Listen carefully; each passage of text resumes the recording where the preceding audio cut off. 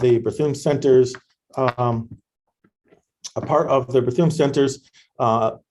Innovation and Entrepreneurship Academy that happens in the fall of the calendar year at the University of Massachusetts Amherst. Welcome to our partners at the College of Engineering and pulling off this tech challenge.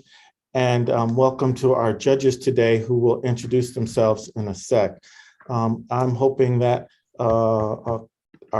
you can all see our slide deck. That's awesome. And just as means of introduction, I'm Gregory Thomas, the Executive Director for the Bethune Center for Entrepreneurship, a pan-campus, a cross-campus center for all students of all levels and alumni of the last decade. Also, I'm a lecturer at the University of Massachusetts Amherst. Next slide, please.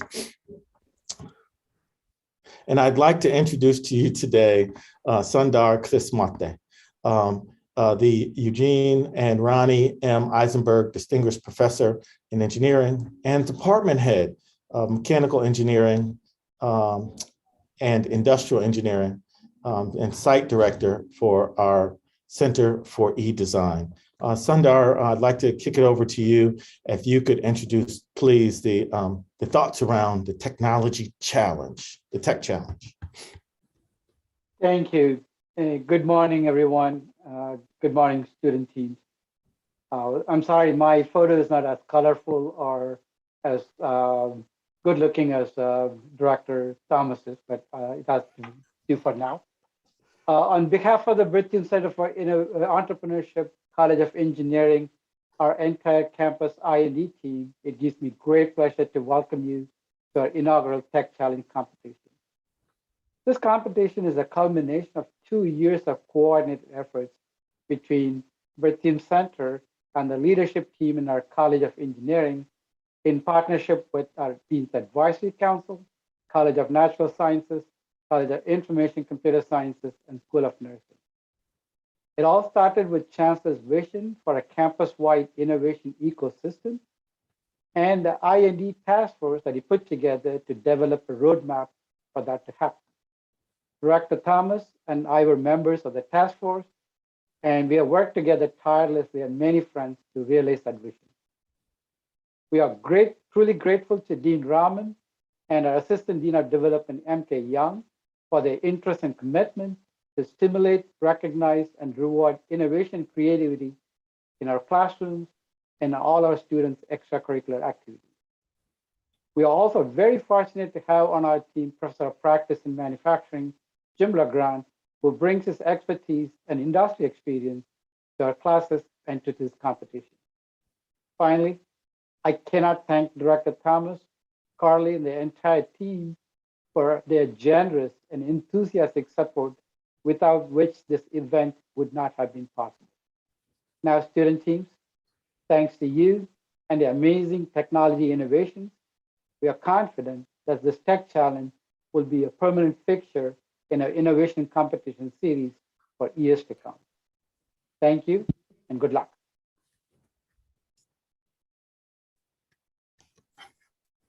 Thank you so much, Sundar. And Sundar briefly introduced MK, but as a means of thank you, Assistant Dean for Development, Mary Knight Young. Next slide, Carly. And Professor of Practice and Manufacturing, Jim LeGrand, as Sundar introduced. Thank you, Jim. Next slide, Carly. And our judges, we're going to let our judges just give a brief intro of themselves for the audience, starting with Jeff Elkins. Hi, everybody.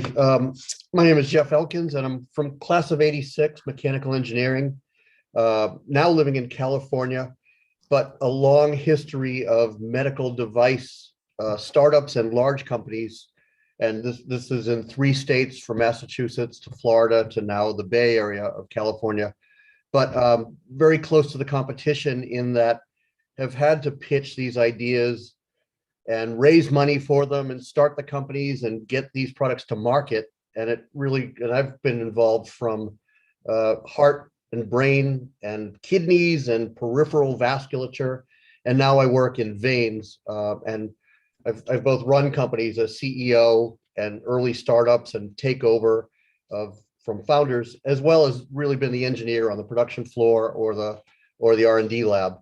But very much looking forward to this, and thanks for the invitation. Thank you. Thanks for joining us. Next slide, please. Tamara Sobers. Tamara, we'd love it if you would give us your intro. Hi, pleasure to be here today. Tamara Sobers. I'm a wireless communications engineer and a group leader at the MITRE Corporation based in Bedford. I'm in Boston. And a lot of my work is focused on wireless communications and signal processing, whether it's prototyping work or trying to look for new technologies that would be of interest to our sponsors. So we have to sometimes pitch ideas internally, but also pitch ideas or kind of help shape our sponsors' ideas as well. And thank you for the invite. Looking forward to today. Excellent. We're looking forward to the insights that you give. And last but not least, Elena Adams. Hello, everyone. It's great to meet you all. I'm Elena Adams, and I'm a graduate from the School of Engineering. I received my PhD in mechanical engineering in 2008. It was also at UMass where I started my first company and participated in one of the first technology innovation challenges. So I'm really excited to come back today and hear all these fantastic pitches and see how the program has really evolved. So after graduating from UMass, I went on to start and run several technology startups. And then recently I have joined a bigger company doing entrepreneurship within a bigger organization as Fitbit, and now I'm at Google, which is a very entrepreneurial role in running product lines at both of those companies. So I'm really excited to have taken all the learnings that we've had in the startups and now also apply it to these bigger organizations. So good luck to all of you today, and I'm excited to hear all these great pitches. Well, thank you. Thank you so much. And it's great to see that wonderful, what I think is a UMass degree on the wall in back of you. Sure is. Go UMass. So thank you. I'm going to spin through this quickly for the folks in the audience. We are at the University of Massachusetts Amherst, which is seated right in the heart of the Pioneer Valley, one of the largest and most beautiful campuses in the world, and with strong rankings in many fields. Next slide, please. This just gives you a view of the first year class coming in. We bring in about 5,000 students a year out of 40,000 applicants with great GPA, ACT and SAT scores, and a good component of international students come in as a part of that cohort too.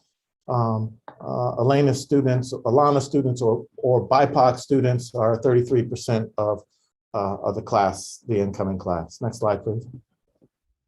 And as I said to you earlier, entrepreneurship is not just one area of the campus, it's across campus. And I love how this tour guide is standing on the bench up high, pointing that out to this group that we're a large campus, but we come together in many different ways. Next slide, please. We come together from the STEM hallways, next slide, please, to fine arts with innovation and entrepreneurship. Next slide, please. And our co-curricular programming, which means not for credit classes that Sundar mentioned earlier, is strong. On a Saturday, you see here a I-Corps cohort being coached on customer discovery. Next slide, please.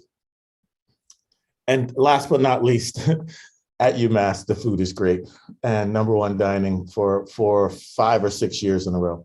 Next slide, please. And so with that, this is the Innovation and Entrepreneurship Academy Tech Challenge, a part of a 5-part Innovation and Entrepreneurship Fall Semester Academy. And we also look forward to the elevated competition in the spring, noted the Innovation Challenge, with the preliminary round and the folks chosen in the preliminary round to compete in the finals. Next slide, please. And so just a reminder, one reminder for us, November 17th From 4 to 6 in the Student Union on the 4th floor will be the Innovation Entrepreneurship Academy Awards Night, where the winners from this competition and the other 4 competitions will be celebrated with prizes, cash, and also celebrated with networking and mentors in the room for them to meet and greet. Next slide, please. And so with that, just one quick thank you here, and the important thank you is on the bottom for the sponsorship. We can't do these things without philanthropic support.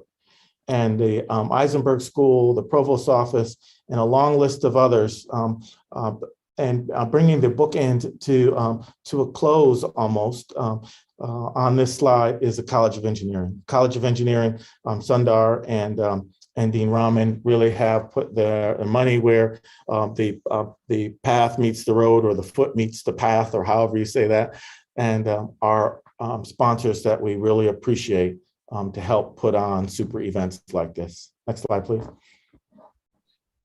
And so I'll kick it over to Carly. We're going to get the event started. Carly's going to facilitate us going through that. Carly, I've seen your notes that we're going over in time and we're behind. So I'm going to shut up and you take it away. Thank you very much.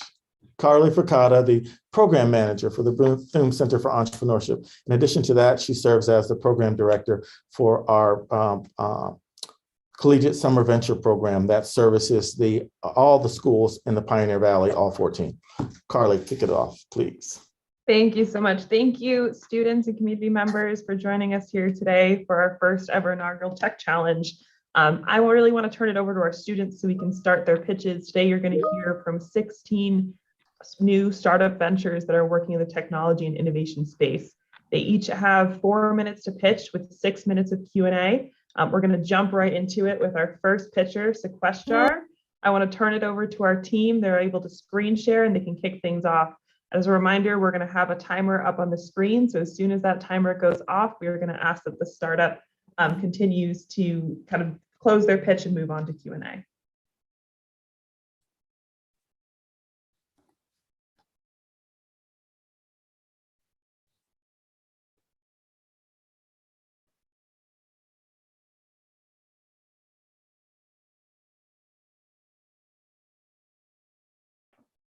Sorry about that. Wasn't sure if I could unmute myself.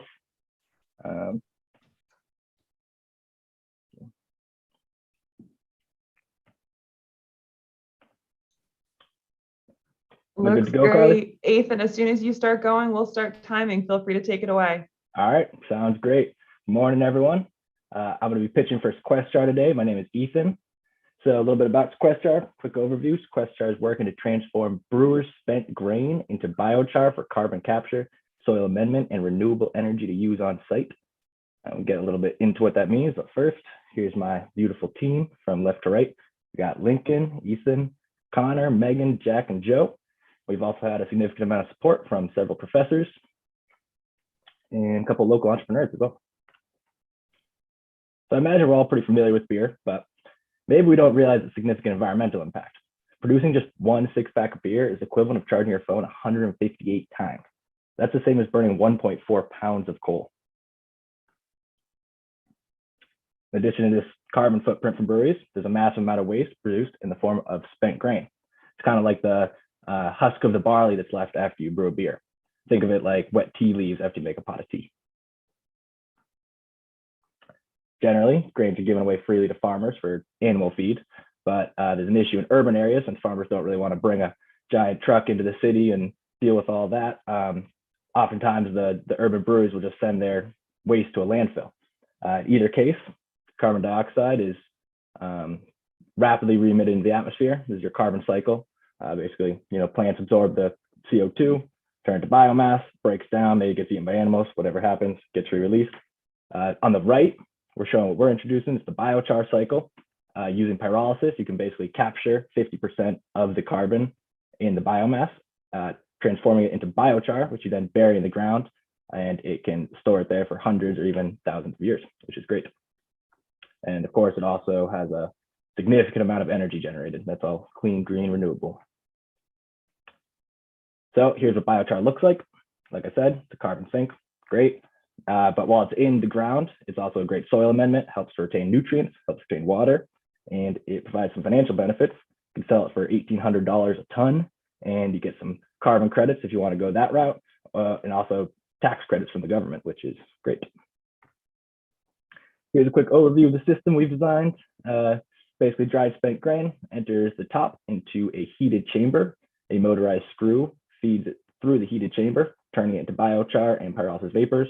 Biochar, physical product, drops out the bottom, and then your pyrolysis vapors are piped out the top. These are combustible. You can use them to supplement natural gas usage within the brewery and pre-dry your fresh grains coming in. Here's another visual. This is our CAD model. Same sort of idea of what I just showed. And the inside of it, so you can kind of see what's going on in there. Got your heating chamber, screw, all that. We do have some competition. These two are probably the most similar products out there, both screw feed pyrolysis systems. Fortunately, they're located in Europe, and they are not specifically designed for brewer spent grains. They're very large, expensive, pretty different than what we're doing. Any financial support we did receive would be used towards materials. Over on the right, you can see our ideal dream build that's using the highest end mechanical components, very high end insulation and steel. It is $5,655. Important thing to note, we're focused on brewer spent grains right now, but there's tons of other feedstocks out there, anything organic, agricultural residues, trash, cardboard and whatnot. Construction waste is great. And then just zooming out a little bit, for the impact on the world, it's basically just, we got to keep organic waste out of our landfills and keep them into our agricultural fields. We got to expand fertile land, shrink landfills. That's it. Thank you all so much. I'm ready for some questions. Great work, Ethan. We're going to go straight into our 8-minute Q&A.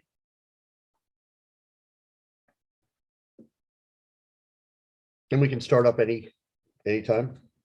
Yes, you're welcome to jump right in. Very well done. I was going to ask, who the end customer? Is it the brewer? It is the brewer. And do they do this on site, move it away? But the idea you mentioned that they could reuse for example, the vapors for the natural gas and energy, et cetera. Yeah, how does that cycle work at any given Anheuser-Busch, for example? So they have, so we'd incorporate it into their boiler. Another thing that we might need as part of the system is a boiler that can use both natural gas, which they're already using, and pyrolysis vapors. These already exist. They have combined boilers of all sorts of types, where basically you can use mixed fuels and whatever to create energy. And yeah, we definitely want it to be on site. We don't want to have any sort of like wasted power. We thought about making electricity and whatnot, putting it out to the grid, but it just wasn't making sense efficiency wise and cost wise and everything. Nice. I'd like to follow up on that question. So with your customer being the brewer, what is their motivation to pay for this, and what is the payment structure look like? Let's see. Here's some, I don't know if you guys see it, a lot going on. You don't got to pay attention to all of it at once, but just real quick, this is sort of a chart made for myself.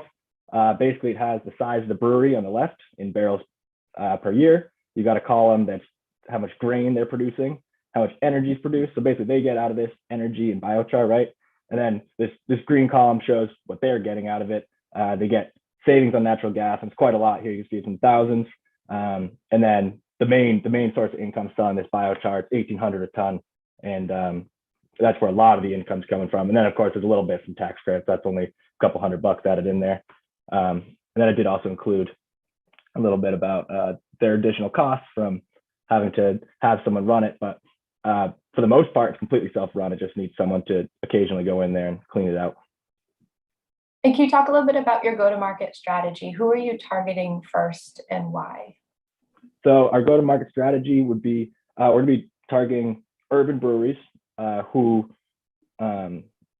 currently are putting their spent grain into landfills, which is pretty common. I was looking into some breweries in Chicago specifically, because a lot of them it's either if they're big enough, they can send it to those like big dairy farms out there. But if they're too small, these giant industrial farms just aren't interested at all. And like, they just are like, no, we're not going to waste our time picking up like, I don't know, a couple thousand pounds of grain. You know what I mean? They want people who are giving them hundreds of thousands of pounds every month. That would be, Chicago's a good target. I know San Francisco also has an issue with, I believe their compost system. I gotta look into this some more, but basically their compost system, and they were having some issues, and they've had to keep sending grain into landfill. So anywhere like that where it's ending up in the landfill would be a good spot for us. I have a follow-up to that. How many urban breweries are there, in considering the total number of breweries, let's just say in the US? How many, like what's the percentage of urban breweries?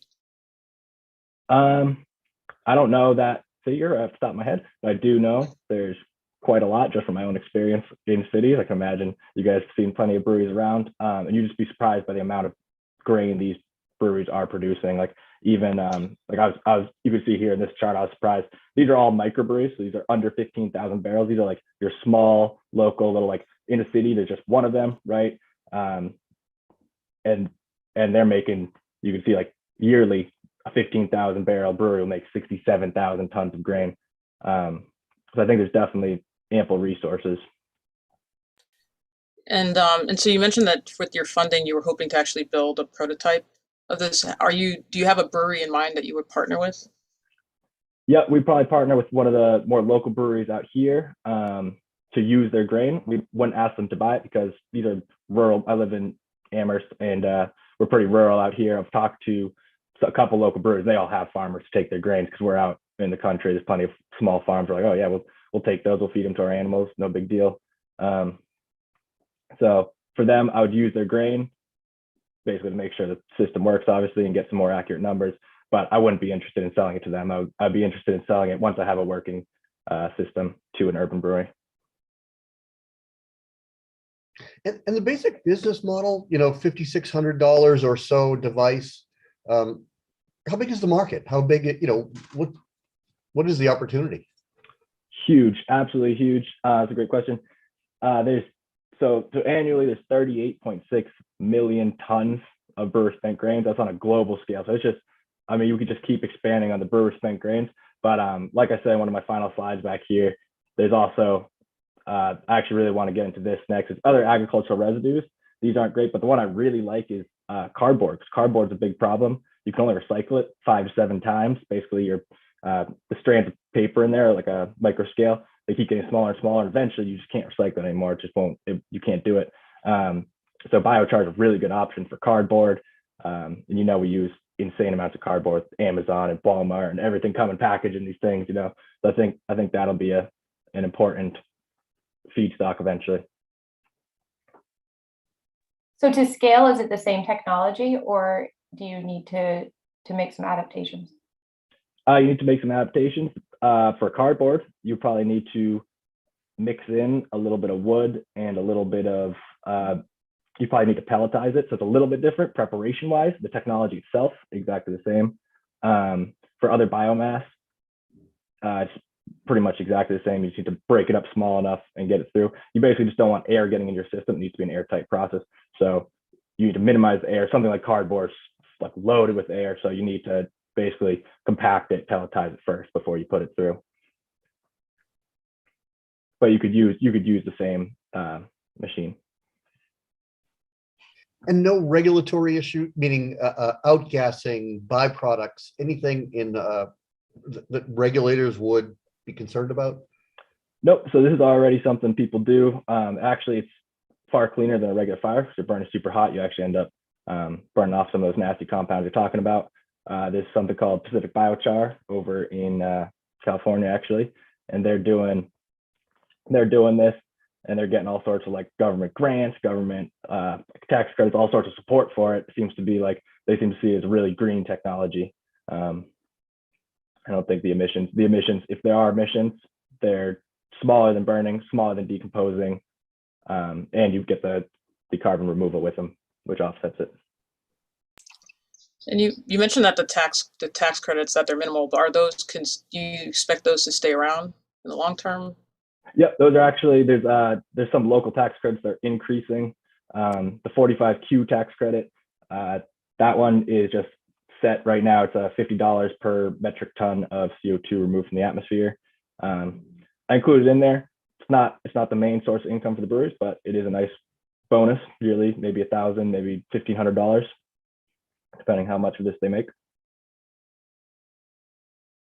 Oh, very good. All right, thank you. Yeah, thank you guys so much. Great work. Thank you, team. Judges, we are now going to give you a couple of minutes to fill in the scorecard. We're going to pull up our next team shortly and get going from there.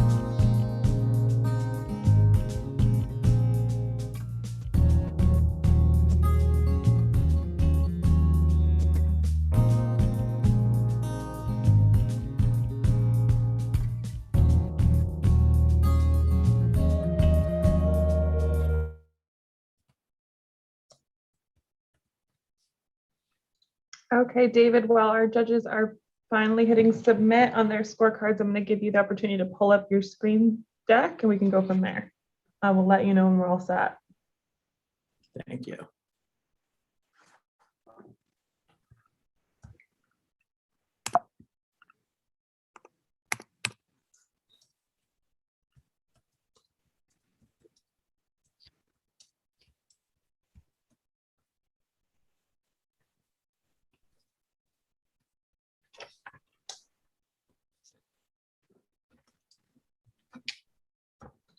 Okay, we have all of the scorecards. David, as soon as you start pitching, we will start timing. Feel free to take it away whenever you're ready. Thank you. All right. Hello, everybody. My name is David Egidio. I'm one of the co-founders at Cryptic Med. Cryptic Med is a software telecommunication company whose goal is to reimagine the 911 system to make it a more streamlined experience for everyone, from patient to provider. At Cryptic Med, we set out to solve three main problems with the current 911 system related to nursing homes and 911 call centers. The first one being understaffed nursing homes and call centers. These call centers are staffed with call takers, and at these centers, there are usually 4 or less call taking seats that serve, on average, 50,000 people in their community at any one time. So if 5 or more calls come into the center at once, your call can be put on hold. They can be transferred to a call center that's further away from your emergency, or they might cut ties with their current caller in order to answer your call. Staffing doesn't just affect the call centers, it affects nursing homes alike, where most nursing staff are required to work at unfavorable staff to patient ratios. The second is a lack of high quality data in 911. When an emergency arises, staff are required to read off lengthy medical records that state their patient's unique medical and handling needs. And especially when this information goes through the chain of command, when it finally reaches the clinicians, which are the EMTs and paramedics, important information to better take care of their patients can be lost. And finally, incorrectly triaged calls, which result in wasting 911 resources on calls that could be non-emergent and be handled by a private ambulance company. That gets into our solution, which is Cryptic Med. Cryptic Med allows nursing staff to create customizable, unique medical profiles for their residents. And these profiles align parallel with their current charting software. The only difference is that Cryptic Med takes the most pertinent information and leaves out the jargon. When emergency arises, staff simply select the patient that it's for and select the chief complaint that most closely relates to the issue. Cryptic Med will then give them a sequence of questions that relate to that chief complaint. And these are dynamic questions, meaning your answer to the first question impacts the second question that's going to be asked. During this, Cryptic Med software is live triaging the responses, and it's assigning urgency to them. More urgent calls go to the local 911 center, while less urgent calls are sent to the local private ambulance company. The best part about this, it requires 0 voice calling, if none is needed, which really frees up call takers to take other calls coming into their center. And another great thing is that EMS are given high quality information to make accurate clinical decisions for their patients. Currently, we have no direct competitors, but we do have a lot of indirect competitors, as they all require the use of dialing 911, and especially in the realm of medical profiles. These competitors use medical profiles, but they're associated with a specific number. And let's understand that when you dial 911, you're most likely not calling for yourself, you're calling for someone else. At Cryptic Med, we define our target in the market as nursing homes with over 15,500 facilities, primary and secondary call centers with over 5,500 facilities, and roughly 1.4 million patients that require nursing home care 24/7. Cryptic Med, we are SaaS software, which means we are subscription as a service for business-to-business transactions, selling directly to nursing homes, call centers, and private ambulance companies. If we got funds today, those funds would go towards pilot program expenses, cloud storage, marketing, and sales. Now, of course, I'm not the only person on this team. We built a great team of people that are passionate about the project, including 3 software engineers with a combined of 30 plus years of experience, a lot of that being in security. We also have a board advisor who has 19 plus years of medical care experience, not only from being an EMT and a paramedic and a dispatcher himself, but also an instructor for future paramedics. And currently, as our timeline, in January 2021, we first developed the idea. In March of 2021, we became incorporated through Pepperdine Law. We built our first prototype, which we used to gauge our customer discovery. This September, we started our HIPAA compliancy, and December 2021, we expect a pilot program. Thank you very much, and questions are much appreciated. Thank you, David. We're going to jump right into our 8-minute Q&A. We never know order. Feel free. I'll kick it off then. David, thank you for presenting this business. One question is, can you talk a little bit about how this integrates with current workflows? Is it an additional step that would need to be taken? And how do you foresee with these personnel who are already strapped for time, how do you see this fitting into the model that they currently use today?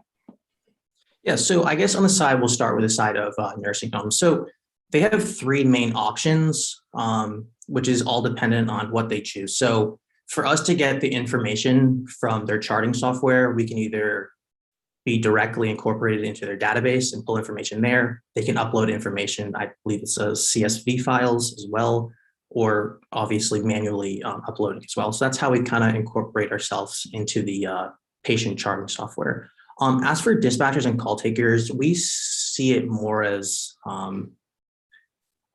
building a new CAD system for them, so like computer aided dispatch for this software. We've looked at trying to implement it into existing CAD softwares, but we really don't see how we could 100% make a fluent connection into that. And then as for paramedics and EMTs, they usually either have software that might give them some quick call notes that the call taker took, or a lot of the times it's usually just radio communication. So that's kind of how we see implementing currently for those aspects. Do you have a sense of, like in your background research, how many, like what percentage of calls have misinformation that's carried forward as a patient is in transit?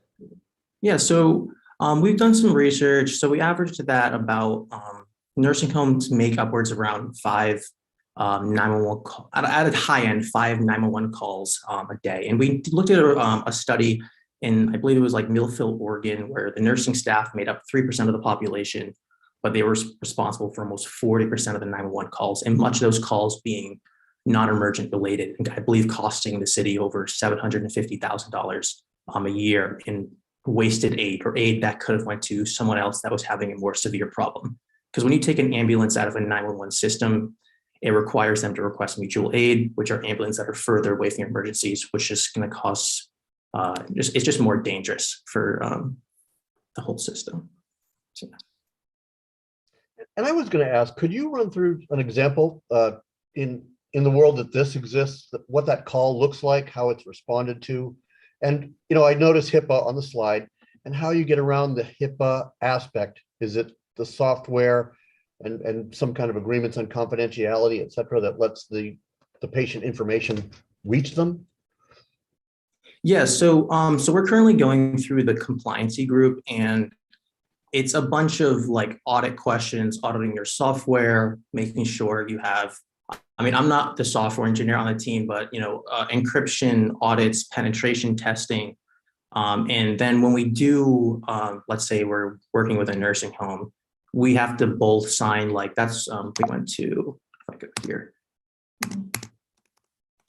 So like the use of funds for the pilot program expenses, a lot of that would be legal fees, as in we need to write the nursing home a contract that says, anything that happens with you, we're not responsible for, and then they write one for us. So that's a big one. And then as for the sequence of events, nursing staff will see their patient, they look through our database, they select their patient, and then they select, the chief complaint. This information is going to go directly to their call center that handles the calls in their jurisdiction. So a lot of times with 911 calls, when you first call, it might go to your closest state police station, then it might go to your local police station, and then finally it might go to the fire department, or if you have a private ambulance company that serves 911, it can then go to the 911 center. So ours would go directly to the call center that's actually going to be dispatching your units. And then from then, the call takers or the dispatchers would just assign the medical profile and the actual the questions that the nursing staff answered.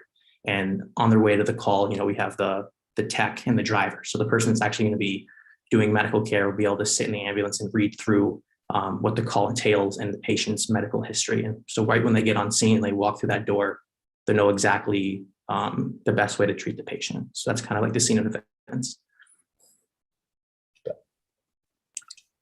What kind of device are you expecting for the nursing homes to use to enter this information? So we're currently going through that with HIPAA. Theoretically, it can be from any browser or tablet if the nursing homes uses tablets. It could be used through a tablet. And I know we're going through the HIPAA compliancy right now. We would like to use personal phones as well, but if that doesn't align with HIPAA, then that would be off the table. But it can be through any browser on any computer and tablet applications like iPhone or iPads, I guess. In the last minute we have, can you just quickly touch upon the business model? Yeah.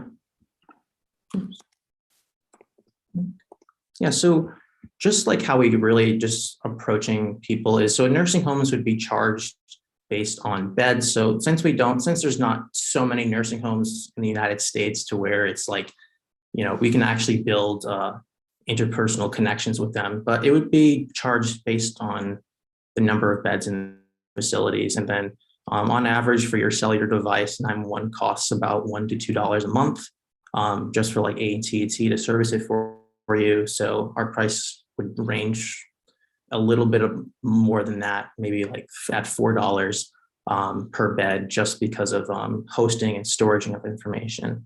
And then call centers would be charged a flat fee, and that's for not only a flat fee for like their call taking stations. So like I said, most call taking stations, they have 4 or less seats.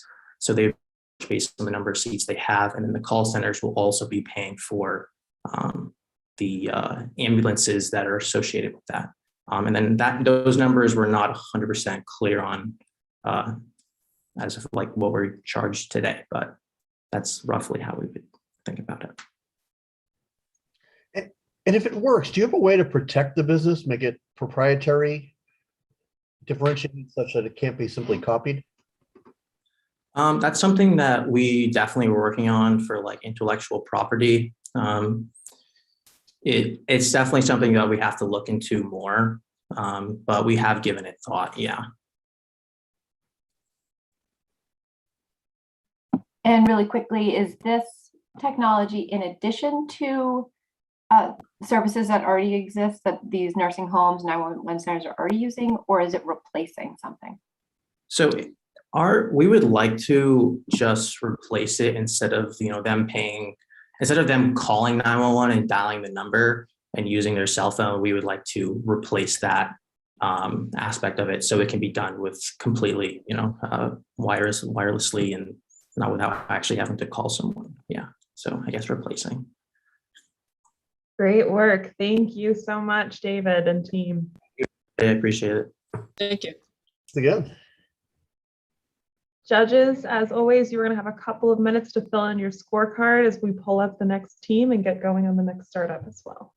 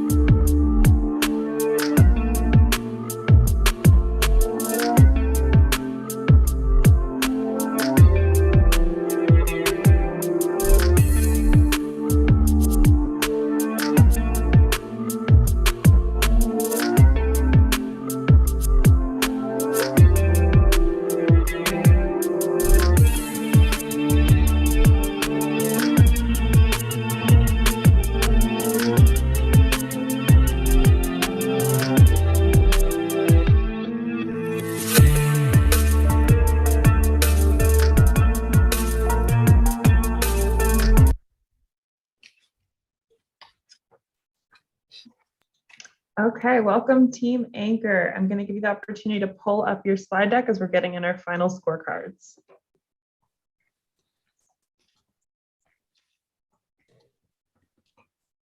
I'm going to shut a light off.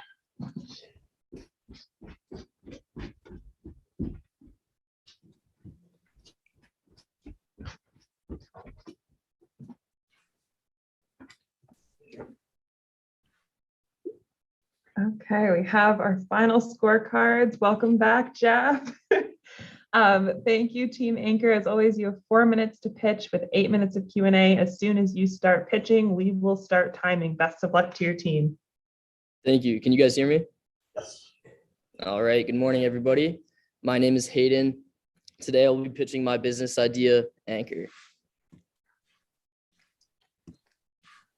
All right. So, many topics in the health and nutrition industry are up for debate, such as which diets are best. We have the carnivore diet, the vegan diet. Hydration is not a problem that's up for debate. Only 22% of adults drink enough water every single day in America, with the average adult only drinking 5 glasses per day. Anchor seeks to solve this issue. So the problem is that only 22% of Americans drink enough water. This is a major problem because the function of water, the water is responsible for virtually every process in the body. Some of these including carrying nutrients and oxygen to your cells, flushing bacteria from your bladder, aiding digestion, and so on. This is important because 60 to 70% of the human body is made up of water. So it's easy to see why not drinking enough water can lead to some major issues. To name a few: body weakness, low blood pressure, dizziness, confusion, and dark urine. Over long periods of time, this dehydration turns into severe or chronic dehydration. This can lead to low salt levels in the body, weak immune system, organ failure, and even death. So the current market for water tracking consists of manual water tracking, in which people have water bottles that have measured amounts of water, and they log their water intake manually on their phones. And some have Apple Watches that can notify them when to drink more water. So the mission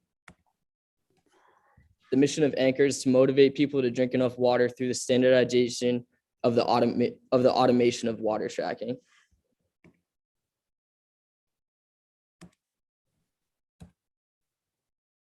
So our plan, we can get this done through a rubber boot on a reusable water bottle. Hydro Flask already has rubber boots on their bottle. And our plan is to use force resisting sensors built into the rubber boot. This is able to track the weight of the water. And once users fill up their bottle and they set it down on the ground, it measures the weight of the water bottle. And as they drink water, it continuously measures the weight of the bottle to tell the user how much water they can drink. So the force resisting sensor at the bottom of the rubber boot sends this information to the Anchor app on the user's phone. And sorry, I apologize. So this process automates water consumption so that users don't have to manually enter the water trackage into their phone, which is why most people quit in the first place. So the Anchor application tracks data over long periods of time to detect patterns and seasonality within the data. Personalized consumption goals based on height, weight, and activity levels will differ between users. The application notifies users when and how much to drink in order to reach their personalized goals. Within the app, you are able to compare yourself to your friends or professional athletes. In-app rewards also entice users to reach their daily water goals. So the target market for this product would be individuals who are interested in water consumption, as well as those who already track their water manually.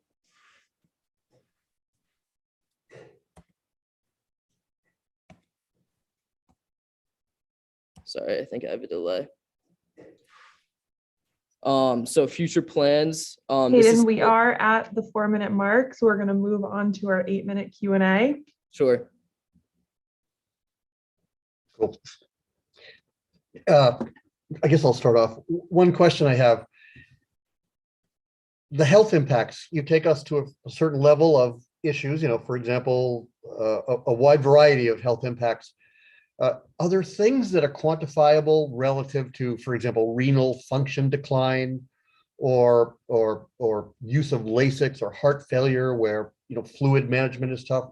Are there specifics you can point to that, again, quantifiable, that whether it causes death or hospitalization or X migraines, things like that? I can't point to any specifics at this time. I'm more focused on the importance of daily water and the short-term effects, which include like dizziness, laziness, and the fact that they can lead to more problems down the road. I don't have any specific facts for long-term chronic dehydration at this time. Hayden, can you talk a little bit about, so there's smart water bottles on the market today. Can you talk a little bit about the difference in the smart water bottles compared to the technology you presented today and what the opportunities might be in your technology over the smart water bottles? Yes, so Anchor aims to build new technology through the force resisting sensors by measuring the weight of the water bottle. I'm assuming you're referring to the Fitbit water bottle, which has a like a vacuum sensing cap at the top by tracking the air in the water bottle. This is much different technology that would be cheaper to make. The Fitbit water bottle is very expensive. Most people on the market today have Fitbit or have Hydro Flasks or Yeti water bottles, and Hydro Flasks already make a rubber boot on the bottom. So Anchor aims to make a rubber boot that can fit on a variety of different water bottles that would be much cheaper to make than the Fitbit cap. And the other technology that includes manual water tracking. That's what a lot of users do for a short period of time. They log their water into, there's many different apps that you can get on your phone. And these people generally quit after a short period of time because it takes a lot of work to keep consistency with it. So Anchor just aims to automate that whole process. And who do you sell to? So this is still an idea on paper. Yeah, so who would you, as you see this plan growing and you see the opportunity and the technology, what does your business plan look like? Where do you see the opportunity for who to? Yeah, so I would, so the target market for this product would be anyone who's seeking to track their water or is interested, or those who already track their water through apps on their phone through manual tracking that want to automate the process so that they don't have to manually put in any work and it can all be done for them. So the consumer is paying for the app, or are they paying for the boot? The boot, and then they put it on their water bottle, and then it's a one-time payment. So once they buy the boot, then they can reuse it on their reusable water bottle. Thank you. Yep. Do you have any concerns designing to a specific water bottle vendor? Not at this moment. I'm in contact with a fellow student of mine who is able to produce the Anchor app, but we don't have any plans. I'm still looking for an engineering partner to help me develop a prototype at this time. So if you, I guess speaking about the shape of the particular, like the brand that you mentioned, are there any concerns copying or leveraging that shape as part of your proposal? Not quite, because this is a completely different idea. The whole goal of the Hydro Flask rubber boot is to prevent denting, and this would be a different type of rubber boot that's concerned with measuring water, and it can fit on many different water bottles. It's a different type of technology. Can you speak to the numbers, cost of the device or end user price of the device and market size, and if you segment markets out to elderly and young and athletics, can Can you speak to the big picture market? Yeah, so the target market would be younger individuals in the athletic, health, wellness, fitness community. I don't have any exact numbers for how much it would be to produce this product as of now. But I am confident that it would be much cheaper than to produce an entire Fitbit water bottle, because the technology that they use for water tracking is much more expensive.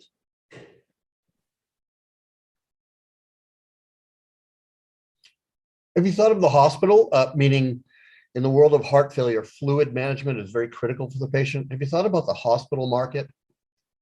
I've not. That's a very good idea. That could you go more in depth on that? Yeah, when patients are fluid overloaded, this is usually heart failure. It's very critical that they don't overdo because it builds up in the lungs and the legs, but they also have to stay hydrated so the kidneys don't hold this back. Okay, so then Anchor would be a perfect solution to that because it's concerned with tracking very specific amounts of water, not general amounts. And it should be able to track down to like the last gram of how much water they put into their body.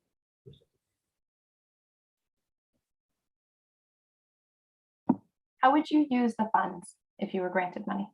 Yeah, so I would plan to use any funds that we get towards developing a prototype. We have an engineering lab on campus that I would love to use those resources to develop a prototype. I'm concerned with developing a force resistant sensor that would be as accurate as possible, that I would also be able to fit into the rubber boot. So that would be my plan with any funds. Great. And do you see any IP here? Anything that can be protected? Yeah. So I don't have any technology to give you yet. But I'm confident that once I develop this force resisting sensor that's able to accurately track water, that it would differentiate itself from the rest of the market and might be able to get itself patented. Yeah, just one thought there. You might want to start that investigation now. You don't have to wait to have a product to file, to do your IP search and to see if there are some opportunities here to lock that down before you go too far. So you don't need to have a product. So one bit, you might want to start doing some investigation now if there's something you can protect and try to protect it. Thank you. I appreciate that.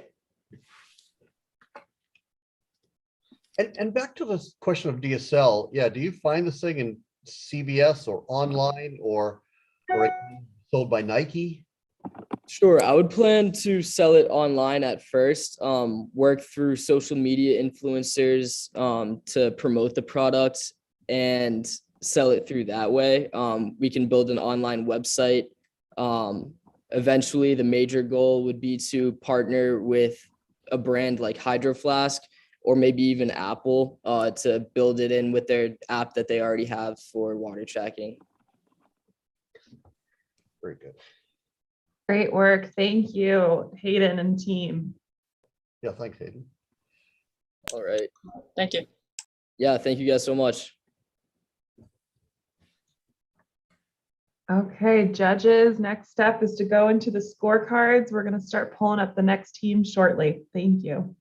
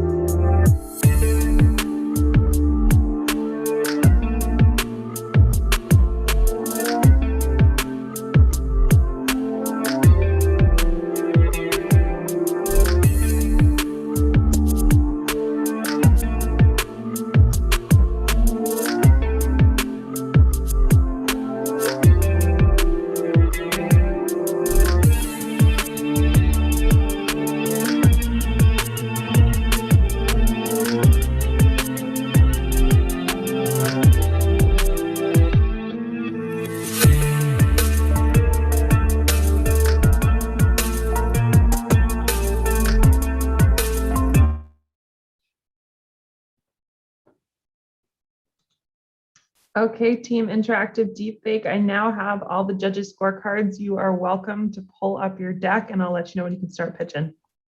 All right, thank you.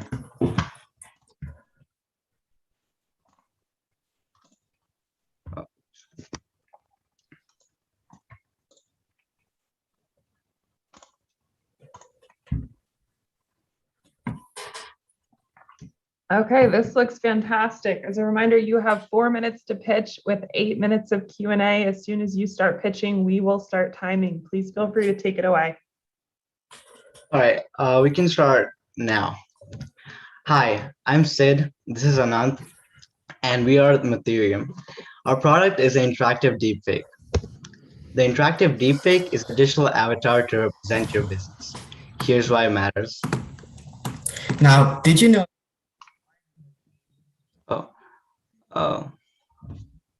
We can't hear you.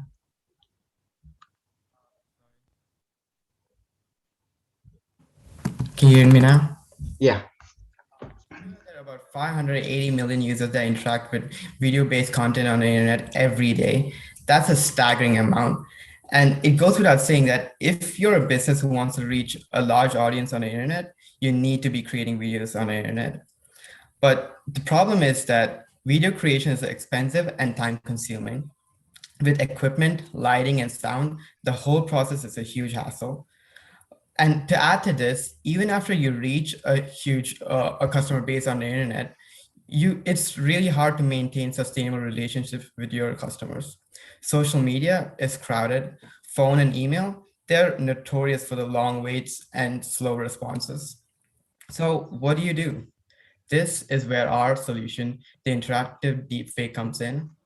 Our solution is basically a website-based tool that enables your business to create professional videos within a few clicks. You simply select an avatar, feed in a text script, and our AI processes them to produce a video of your avatar speaking your script. And to add to this, you can embed our IDF into your website to provide 24/7 live customer care. How do we do this? You simply feed in a document containing some basic knowledge about the product, about the topic that you care about, and our AI processes that document and your avatar to produce an IDF that can answer any questions about the topic in a video call-based environment with your user. And over these conversations, our IDF collects valuable customer feedback, which can then be used by your business to improve your products. So who's our target market? Any business who is trying to scalably answer questions that their large customer base has. This includes everyone from startups to companies that are selling online courses. People trust individuals more than they trust corporations. Now, businesses have the option of adding our IDF as the face of their brand. Our IDFs will not only be featured in their ads, but also help maintain customer relations after the customer has purchased their service or product. Our IDF also has the option of targeting its dialogue to the customer. For example, it can change the language that it's talking into its customer, as well as use the customer's name. This enhances the personal relation or the connection between the brand and the customer. We are currently in our product development stage, which is really exciting. We'll be moving on to conducting customer interviews so that we can narrow down on who our target market is, as well as tailor our product to their needs. This will be done by December. We'll also be hiring talent so that we can expedite our research and development process. Funds will also enable us to launch our scalable MVP. This includes costs of cloud computing, servers, and other technological and marketing costs. This will be done by February. Thank you for your attention and time. We will take any questions you have now. Great work. We will go straight into our 8-minute Q&A with our judges. Hi, thank you. So you mentioned, I guess at a high level, the types of companies you can target, but is there a specific industry that you think would be interested in using this product? At the moment, we are strongly considering companies that are selling online courses. The reason being that when there are courses that are selling for maybe, let's say, $80, and there's a lot of customers that are buying these courses. For example, let's say it's a marketing company that's selling a marketing course. When the customer goes on the landing page, they probably have a lot of questions about the specificities of what the course really offers. But there might be certain things that they might not be covering.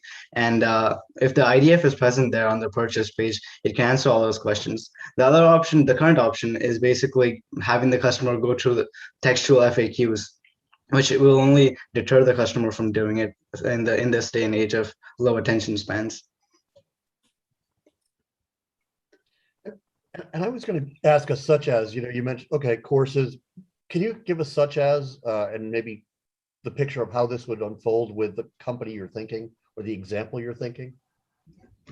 Okay, so let's say well, I'll build on the. Is it okay if I build on the example I just gave right now? Yeah. Okay, let's say it's a YouTube marketing company that's selling a course on how to market on YouTube, how to build YouTube ads.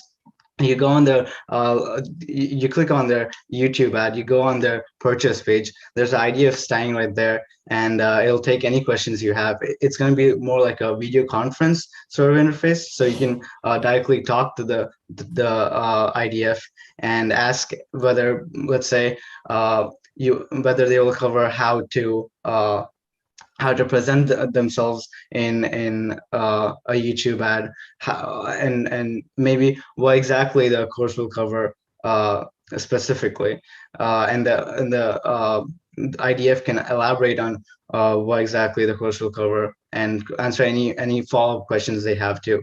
And the IDF can also address any concerns they have with regard to the course, and any additions that the customers want to the course, and convey those additions to the business.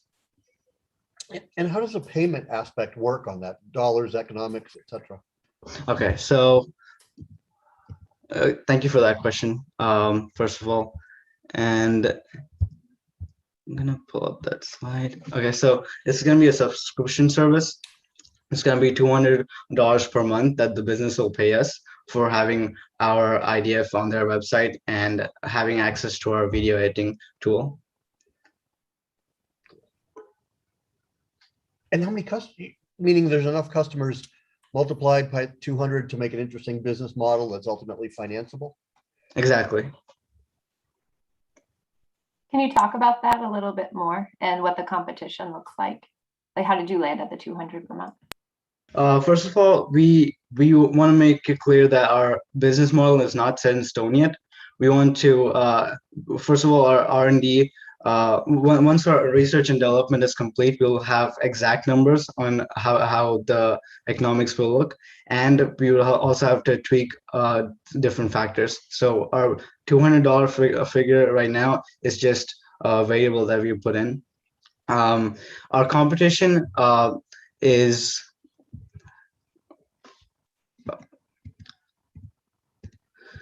so Synthesia is one of our competitors. It offers deepfakes. It also offers a video editing tool. However, what makes us different from Synthesia, and there's another competitor called Rephrase.ai. What makes us different is their IDFs, their deepfakes are not exactly interactive. Their IDFs are more of a video. When you let me actually pull this up. They sort of present something, so you can give in a script for the deepfake to present something, and it'll say the script, but there's no interaction between the user and the deepfake, so it's not exactly a two-way channel. It's just a one-way channel. So we are providing a sort of a customer service assistant in the form of a deepfake. Also, there's a chatbot that Synthesia provides. So this chatbot, for example, has a rule-based system where you can click one of the options and it will talk about those options. It's not really an interactive video conference like interface that we are going for. Our interface will be providing a quick real-time response by the interactive deepfake instead of a bunch of pre-generated videos. The other thing that Synthesia lacks in is the content that it puts out, the videos that it generates. They're not exactly flexible in that you cannot control the emotions or expressions of the deepfake.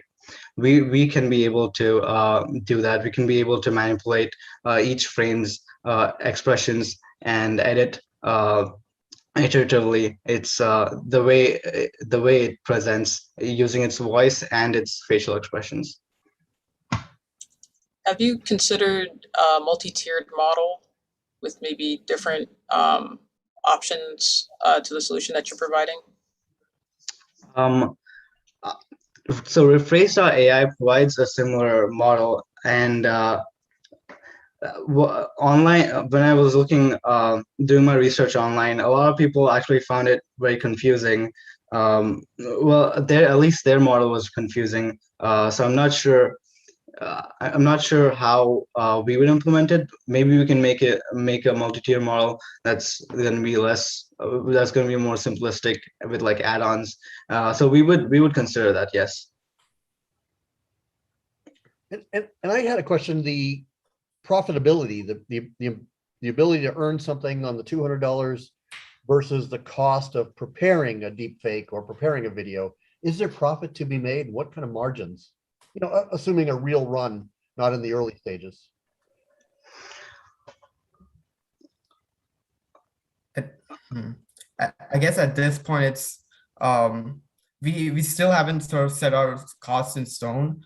And this $200 price range too, that's just based on what we've calculated so far. That's what we think would be profitable.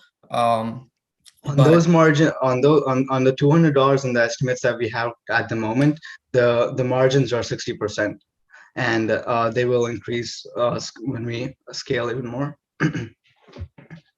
They can go from 60% to 80%. Meaning once you have your software in place, the production is relatively low cost, or once you have your staff in place? Yeah.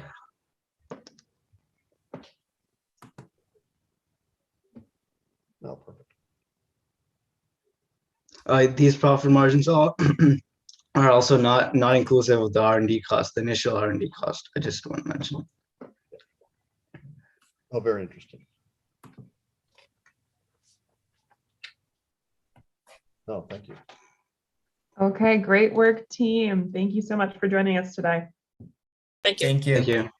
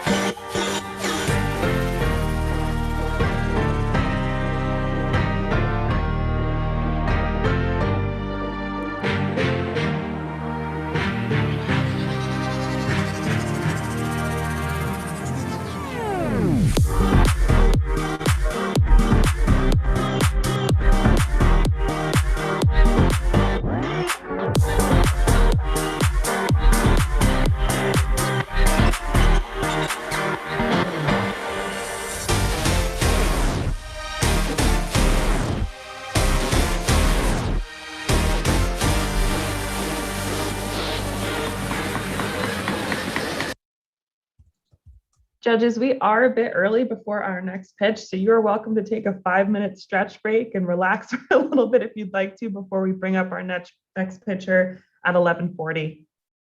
No problem. Bye.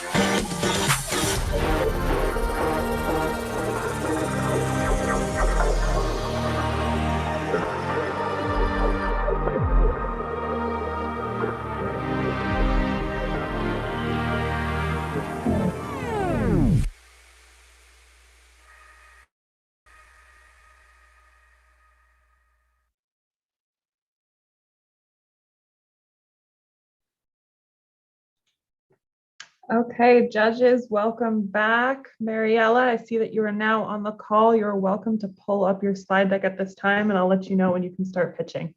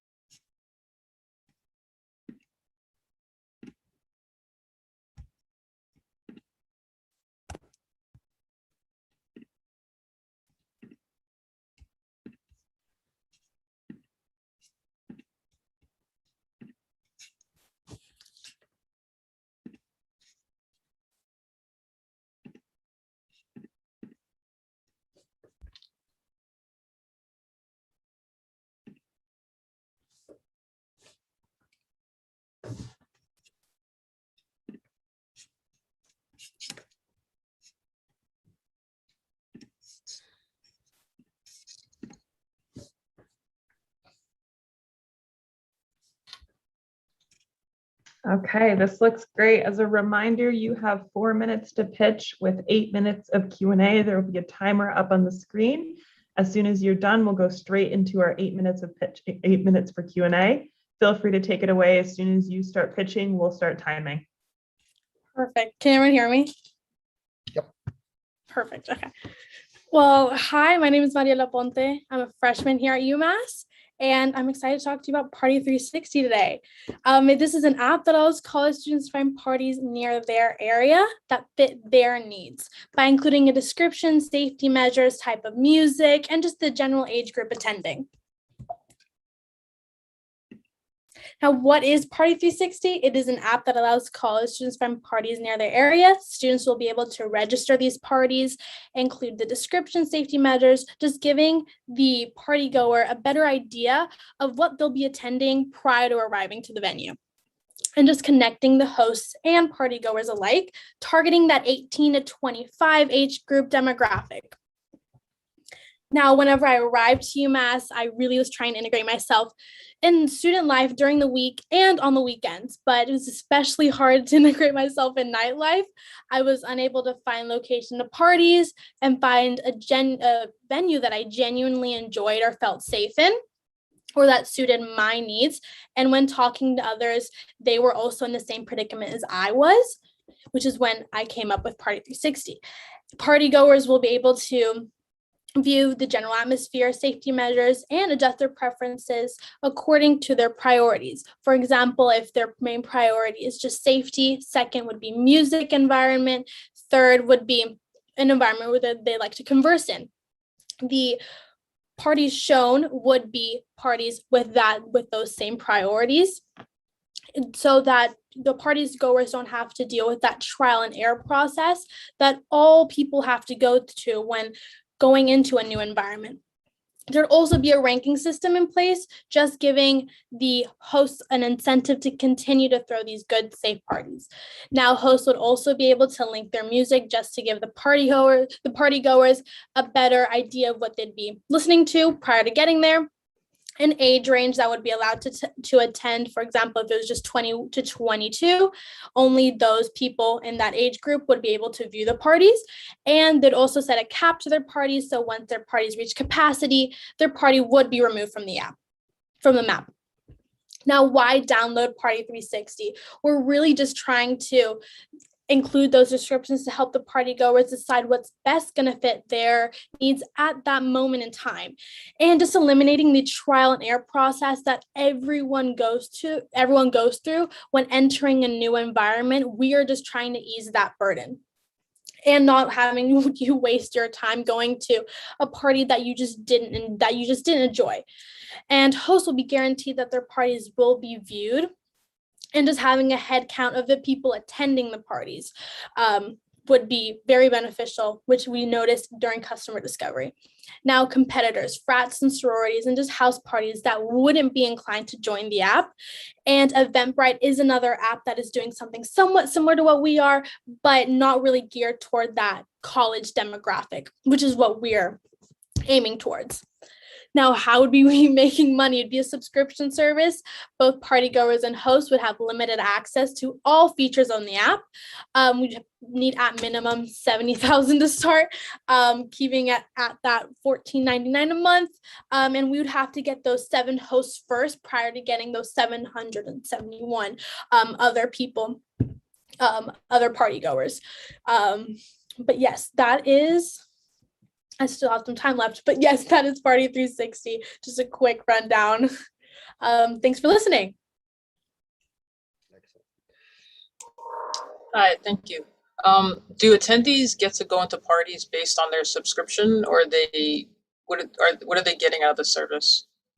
So the party goers, they would be able to get, it would just be, they would be able to view the description of the party prior to getting there and seeing what is going to suit their needs at that moment in time. So if you were looking for an environment just to converse, have a good conversation, then you would be, you would see on the party what their description is, if that's an environment that would suit your needs.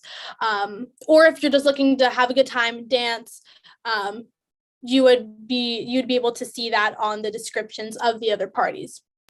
Just think what best suits you. Mm-hmm. Okay, so they would still need to pay. If they need to pay to enter a venue, they would still have to pay. It would be free for everyone, and then but you would only have, so if you were looking for an environment just to dance in, you'd only be able to see one of the 5 parties that have that have the descriptions that you're looking for.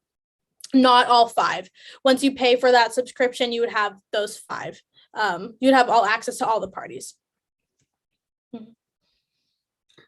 One question on the monetary side, is 778 the number to break even, where you get that number and things pay for themselves and cash flow positive, or no? 778. No, just staying afloat, not even breaking even. And that wouldn't even be with all the features that I'd want to implement. It would just be kind of the basic standard features, just the description, just the actual address on the map and things like that. It wouldn't be with all the added features that would kind of set us apart. Yes. And any thoughts to connections with the gig economy, the Ubers and Lyfts and other providers like that to partner up? Definitely, that is something, because for example, here at UMass, everyone needs an Uber to get to the party regardless. Or if your friend has a car, but that's just on the rare occasion that they do. So definitely that would be something that we would love to do further down the line, but just having a good stable, just starting off with a good app is kind of that's the first stepping stone. And then partnering up with an Uber or a Lyft would be something that would make sense. Can you provide an example of a host, maybe one in Amherst that you would work with, or just for example, it could just be a frat or a house party. So teams, they throw party not every weekend. So and also Party 360 is trying to remove that irregularity, because students don't really know what parties are being thrown unless they arrive to the venue. And if that party isn't throwing, then you've just wasted your time and money going to a location that isn't even throwing a party. But yes, it would be a team party. For example, the baseball house, they would want people to go to their parties. They would put their party description, or it'd be a frat. They would put their address and description of what they would be throwing that night. And scalability, you go campus to campus, or focus on New England as an alpha site or something. Yes, it would be Yes, it would be New England first, but it would just be campus to campus, and each college, and just each college would go as, we would just grow from college to college.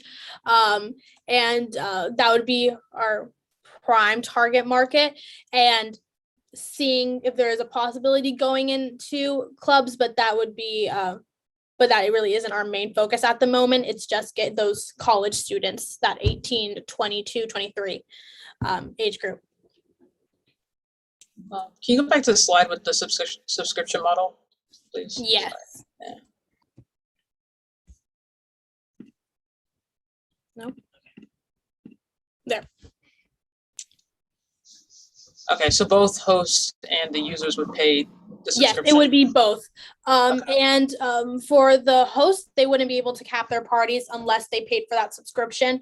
And they wouldn't be able to see, whenever you attend, they wouldn't be able to see, how many people would be going to the parties, which is, they would be able to do it once, twice, but continuously, and they wouldn't be able to do that. Yeah. And the 70,000 funds the creation of the app, creation of sort of business model. Yeah, use of proceeds. What do you end up doing with the dollars? Just kind of re-putting it back in and just trying to perfect and just keep on adding the features that I'm trying to add, which is a hefty amount. That's just the minimum. So have you started developing the app? That's what we're currently doing. It was just a bunch of customer discovery, just seeing what the customer wants, because I'm not going to create a product that isn't what they want and need. So just figuring out what that was, and now we're starting to figure out how working on the app and figuring out just a prototype. Just seeing how much that's going to cost. And did you outline the team, what it takes, whether it's software developers or did you outline the team, marketing, et cetera? It's just me. I'm working with, it's just me at the moment. I'm talking to a team. That's what's helping me get this, just helping me just start the model and seeing if I like working with them. So that's kind of where I'm at the moment. And my dad, he also is in app development. So he's been helping me just kind of just learn the ropes. Mm-hmm. Are there any concerns for liability? Yes. My take on it would be, we're just a third party. Whatever happens at the location or prior, that's none of our, we're just recommending you to this location. Now, whenever you look up in Google, like restaurants near me, they're just recommending you that restaurant. They're not liable for anything that happens at that restaurant. We're kind of taking that approach. We're just a third party. Whatever happens at the location, we're not liable for that. And I was thinking you could test market at UMass. How would have you thought about a test market, again, an alpha site, how this is proven, rolled out, et cetera? I guess we just have to, I've talked to the hosts, I've talked to quite a bit of them, and they would be intrigued, and they would be they would enjoy this app. So it is, I know it's double-ended. I know both parties need it. It's just getting the hosts ready, just getting the hosts on the app and actually having a functioning app, and just getting 7 hosts first, and then starting to bring the party goers. But we'd have to get those 7 hosts first. Thank you so much. We're at time. Thank you very much for your time. Thank you. Great work. Thank you.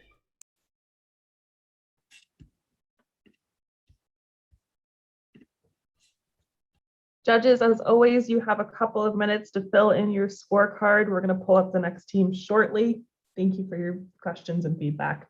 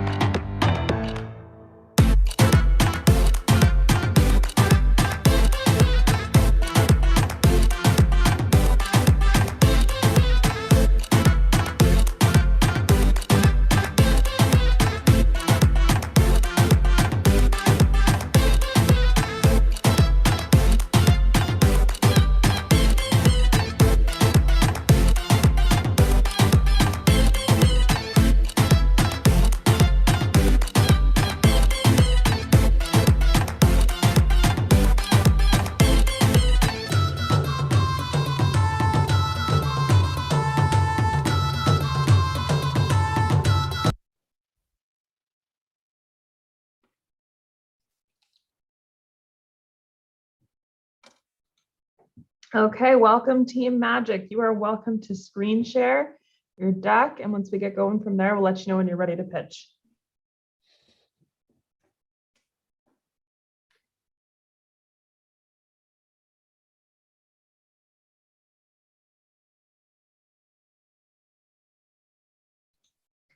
Fantastic. As a reminder, you have 4 minutes to pitch with 8 minutes of Q&A from our judges. As soon as you start pitching, we will start our timer. I'll let you know if you've gone a little bit over. We need to go straight into the Q&A, but otherwise, any final questions before we jump into it?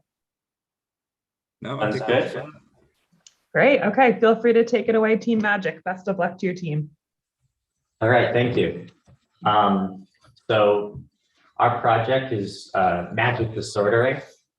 We are a team of electrical, mechanical, and computer engineers that are doing this for our ECE Senior Design Project, which started this semester and will continue through the next semester. Basically, the background of what our project is all about is you have this trading card game, Magic the Gathering, in which tens of billions of cards have been printed over time and are then at various times resold by people. And the values of these cards is going to vary drastically based on what the card is and what set it's from. There's been dozens, maybe hundreds of sets over the last 3 decades or so, almost 3 decades. And the value of cards is also going to vary drastically based on the grading of the quality of the cards. As a card gets damaged, its value is going to drop drastically. And you can see that in the pictures on the right side of the screen, how the cost goes down very quickly and how it varies for different cards.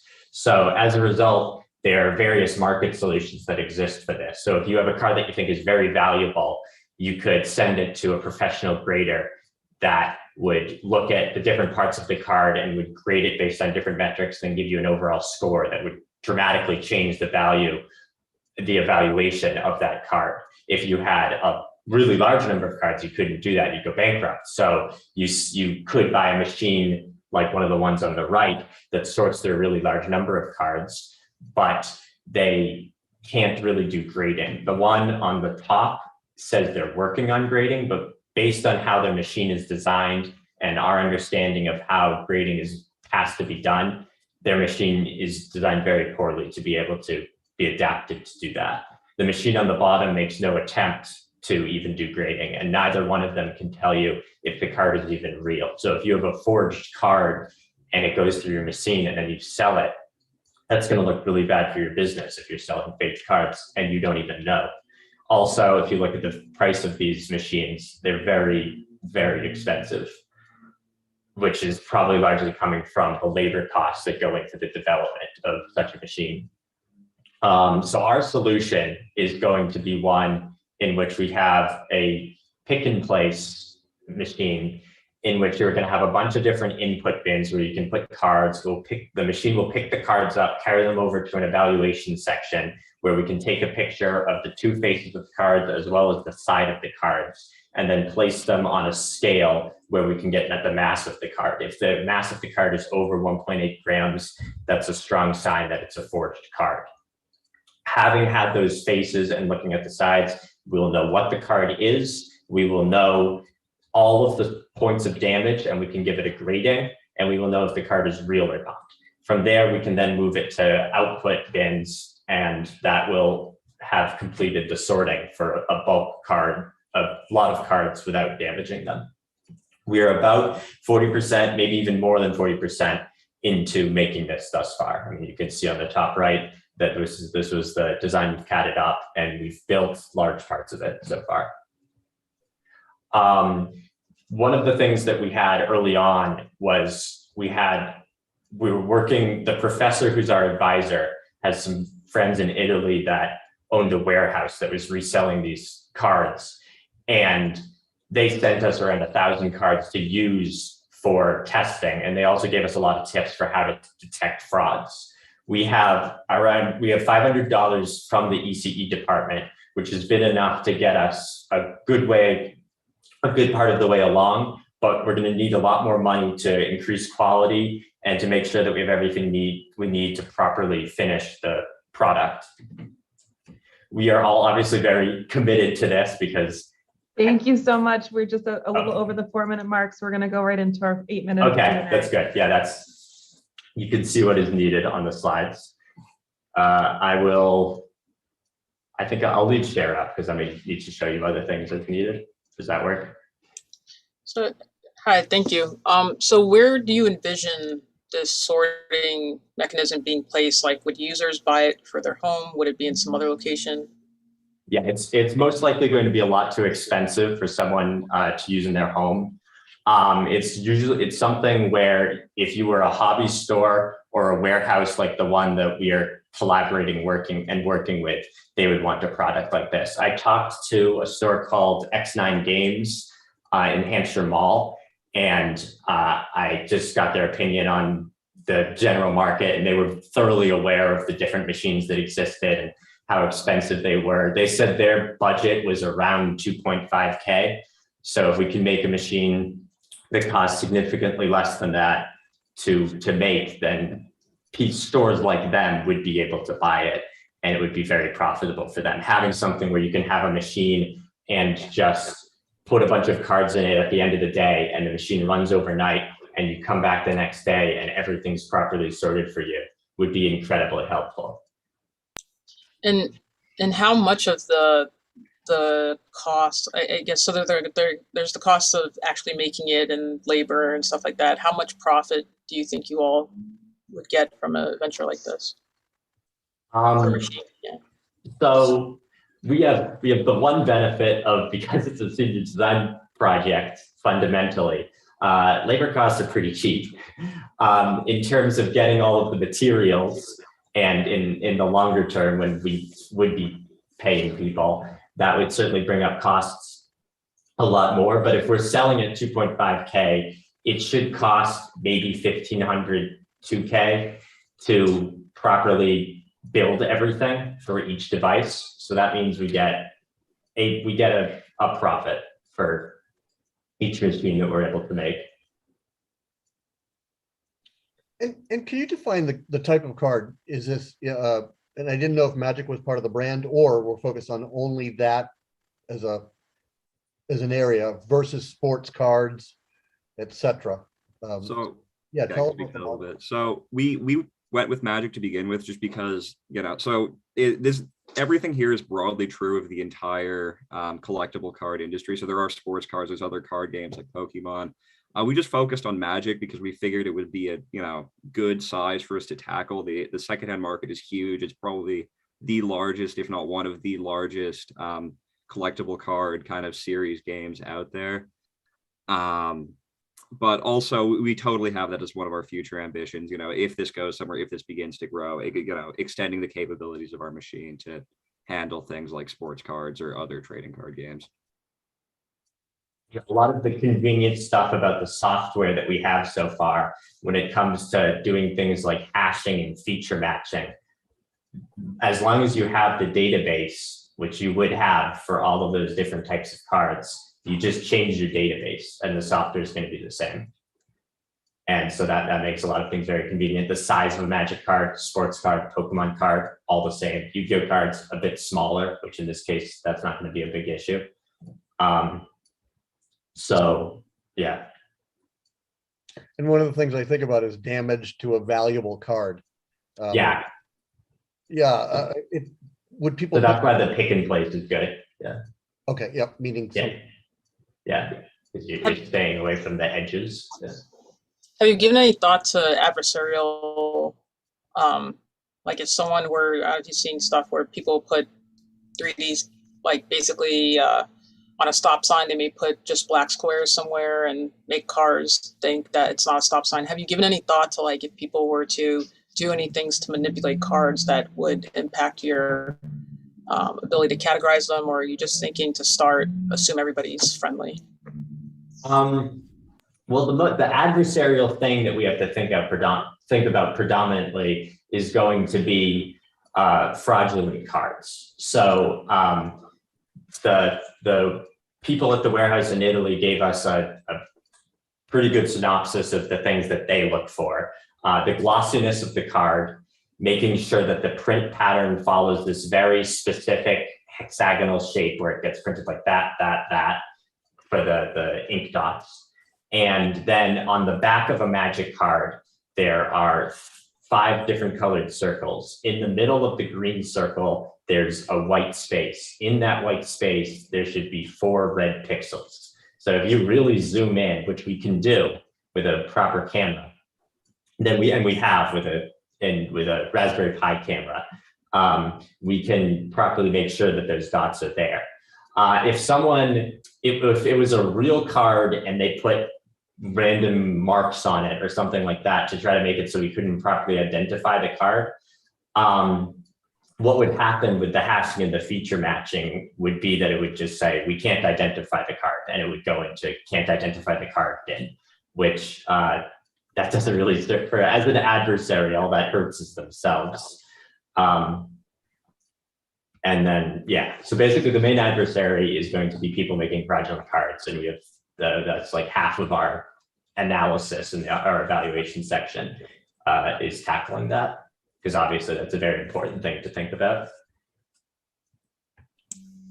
How large is that market, even unrelated to sorting, etc.? How big is that particular market in terms of millions or billions in the US or worldwide? So we did a bit of research into this, and there's no one number out there, but it is in the several $billion, they think. And there are individual cards that'll sell for several $100,000, tens of thousands of dollars, several $100,000. So even just the Magic market is gigantic. And then when you go into other sorts of trading cards, sports cards, that sort of thing, it gets even bigger from that. So it in the $1 billion realm. And are most of the transactions at a store, brick and mortar store, or online or auctions? I'd say most is online, but there's going to be a lot in stores as well. That's why I was talking to the store in Hampshire Mall, and there's plenty of other stores like it where you're a person, that's your local hobby store. You bring in your life's collection of cards because you got to pay rent, and you give them it, and then they have to find some way to either just say, that looks like about that much money, and they give you that, and you say, sure. Or maybe they've bought a machine like this and can tell you what the card is and say, okay, these cards, if we assume they're this rarity and that they're not fake, then we'll give you that much money. So having a solution where you can be sure that you know what the grading is and that it's a real card will help a lot of those different places. But yeah, I think predominantly it would be an online thing where you'd be getting it from a warehouse like the one that we talk with, and they would have that machine. Yeah, the warehouse we're partnered with is an online store, and their inventory is in the several 100,000. I think over 1 million cards they have in inventory. And a technical question, would you have to have one of each in the database as part of background recognition for the ones? Yes, and we do, so yeah. Yeah. Cool. All right, thank you. Great work. Thank you, team, for being here today. All right, of course. that's it for us. Thank you very much. Thank you.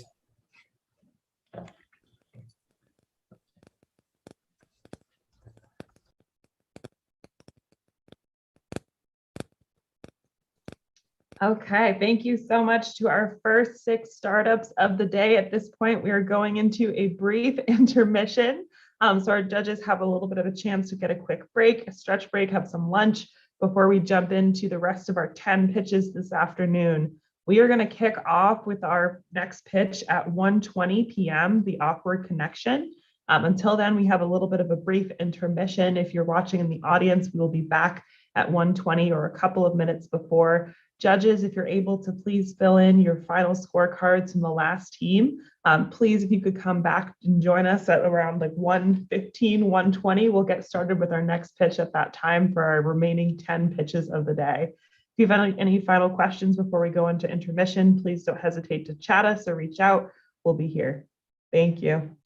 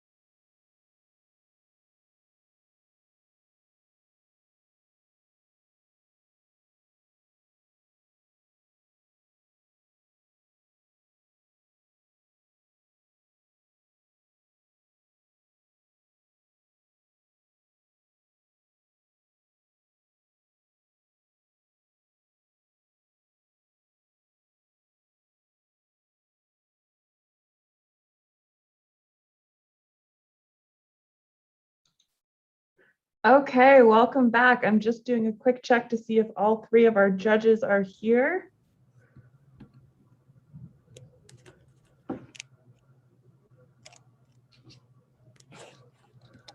Looks like I'm seeing videos come back. Welcome if you're in the audience or on our live stream. You are watching the 2021 first ever Tech Challenge at UMass Amherst. We are going to continue with our programming for our next 10 startups for the remainder of the day. We have our next startup already in the room. As a reminder, we are going to have about 4 minutes to pitch with 8 minutes of Q&A. Next up, we have the Awkward Connection. I'm going to turn it over to the team to take it away and pull up their slides now.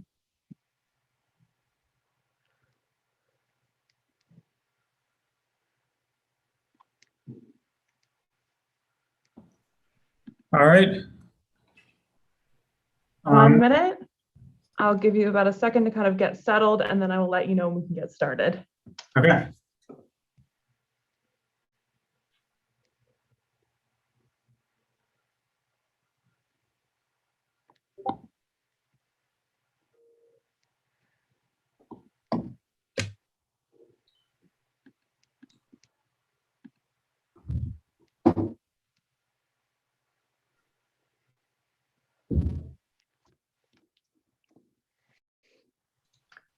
Thank you, Team Awkward. Your slides look fantastic. We are just waiting for one more of our judges to log back on, and then we will get started from there.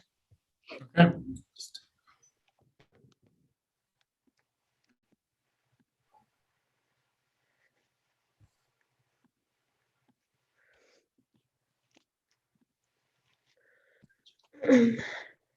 Carly, this is Elena. I'm here as a panelist. I don't know if you were waiting for me or the other judge. No, we do. Thank you. We're just waiting for Jeff. Okay.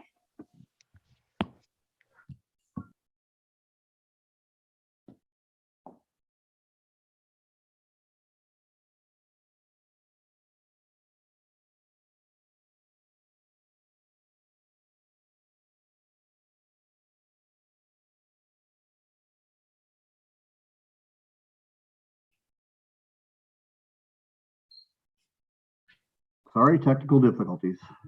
Back. No worries at all. Thank you so much for joining us and coming back. Team Awkward, I'm going to turn it over to you. As soon as you start pitching, we will start timing. Feel free to take it away now. Okay, we will see a timer, right? You will. Okay. My name is Will Dugan, and I'm a co-founder of Awkward.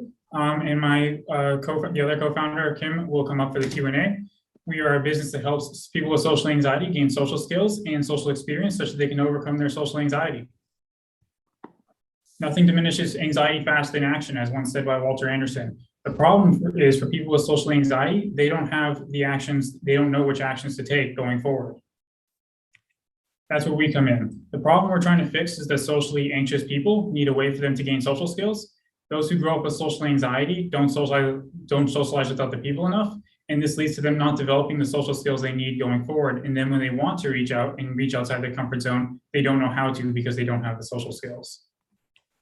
Currently, it's estimated by the National Institute of Mental Health that there's over 23 million people in the United States alone with mental health problems relating to social anxiety. And that's over 7% of the population. So we have a lot of people that we can help.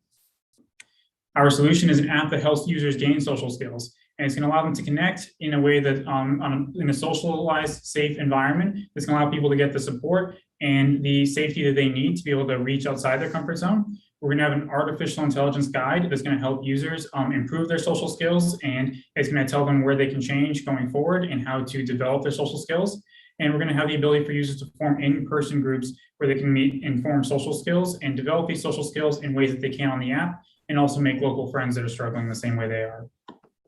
Our artificial intelligence will help users in 3 ways. First, it will guide them into conversations in a tutorialized process to get them going right away from the start. And second, it will provide users with feedback on what they did before, how they should have changed it, and how they can do better going forward. And third, it'll provide users with suggestions for what they should do next. Our competition right now really comes down to the other major social media giants out there. And this really, the way we're going to differentiate ourselves is that we're going to be supportive where they aren't. So where most of these other social media giants, despite being social media companies, they don't actually support their users in their social development. And we are going to help them develop their social skills in a safe environment. And we're going to provide that supportive environment for users to be able to thrive and move forward past their social anxiety. Our business model will allow us to generate revenue by hosting ads on our platform, which we want to make sure that we can integrate as seamlessly as possible, because users on our platform are already struggling from battling their anxiety. We want to make sure our app is as calm as possible for them. So our ads will be integrated as seamlessly such that it won't overwhelm them or look spamming. And for our financials, we intend to use funding to hire our UI UX developer for a short-term contract. If we don't have enough money to do that going forward, then what we plan to do is be able to develop it ourselves, but then hire in an expert to audit our platform and tell us where we can improve going forward, such that we can make it, again, as seamless and as calming as possible for our users. For prototyping, we expect that we will have our full prototype done by the end of May, and this will allow us to be able to create the full app by the beginning of next school year. We estimate that it'll require around $20,000 for us to complete a full prototype if we outsource the development of this user interface. But if we don't outsource the development of the interface and we do it ourselves, then we expect that it'll require about $12,000 due to the costs of outsourcing the auditing. Who we are is I'm Will Dugan, and I'm a business development and branding person. I've built 2 businesses in the past, and I've learned a lot of lessons along the way. Kim will be handling all the software side of things, and he's built 2 web apps from scratch to deployment along the process. We've been working together for many years along the process. We started working together when we were in high school, and this allows us to have the skills to go forward and working together. And what we've achieved so far is we started on this idea 2 weeks ago. We developed it out at ULaunch, and we came in 2nd place, and now we're ready to begin development. Thank you. Great work. We'll go straight into our 8-minute Q&A. I'll kick it off. Thanks for sharing that. It sounds like you just kicked it off very, very recently. I would love to know real quickly why and what made you come up with this concept so quickly and then have it so very well thought through. Could you take us through that a little bit? So we've been thinking about this idea for a long time, and we were kind of bouncing it around for a while along with a few other ideas. We decided we wanted to pursue something. And 2 weeks ago, when we sat down and had dinner and decided this is what we want to pursue this idea, we've developed it enough. And we decided to pursue this idea over others. And we originally came up with this idea because we both struggle with social anxiety. And I used to be a software developer as well. And so this was something that would help us, and we saw it as a need that would be useful for us. And talking to a lot of other people at different events and stuff, we realized that this could help a lot of other people along the process as well. Could you help us understand a little bit how the AI works? If it's a chat interface with an app, how it helps with social interactions?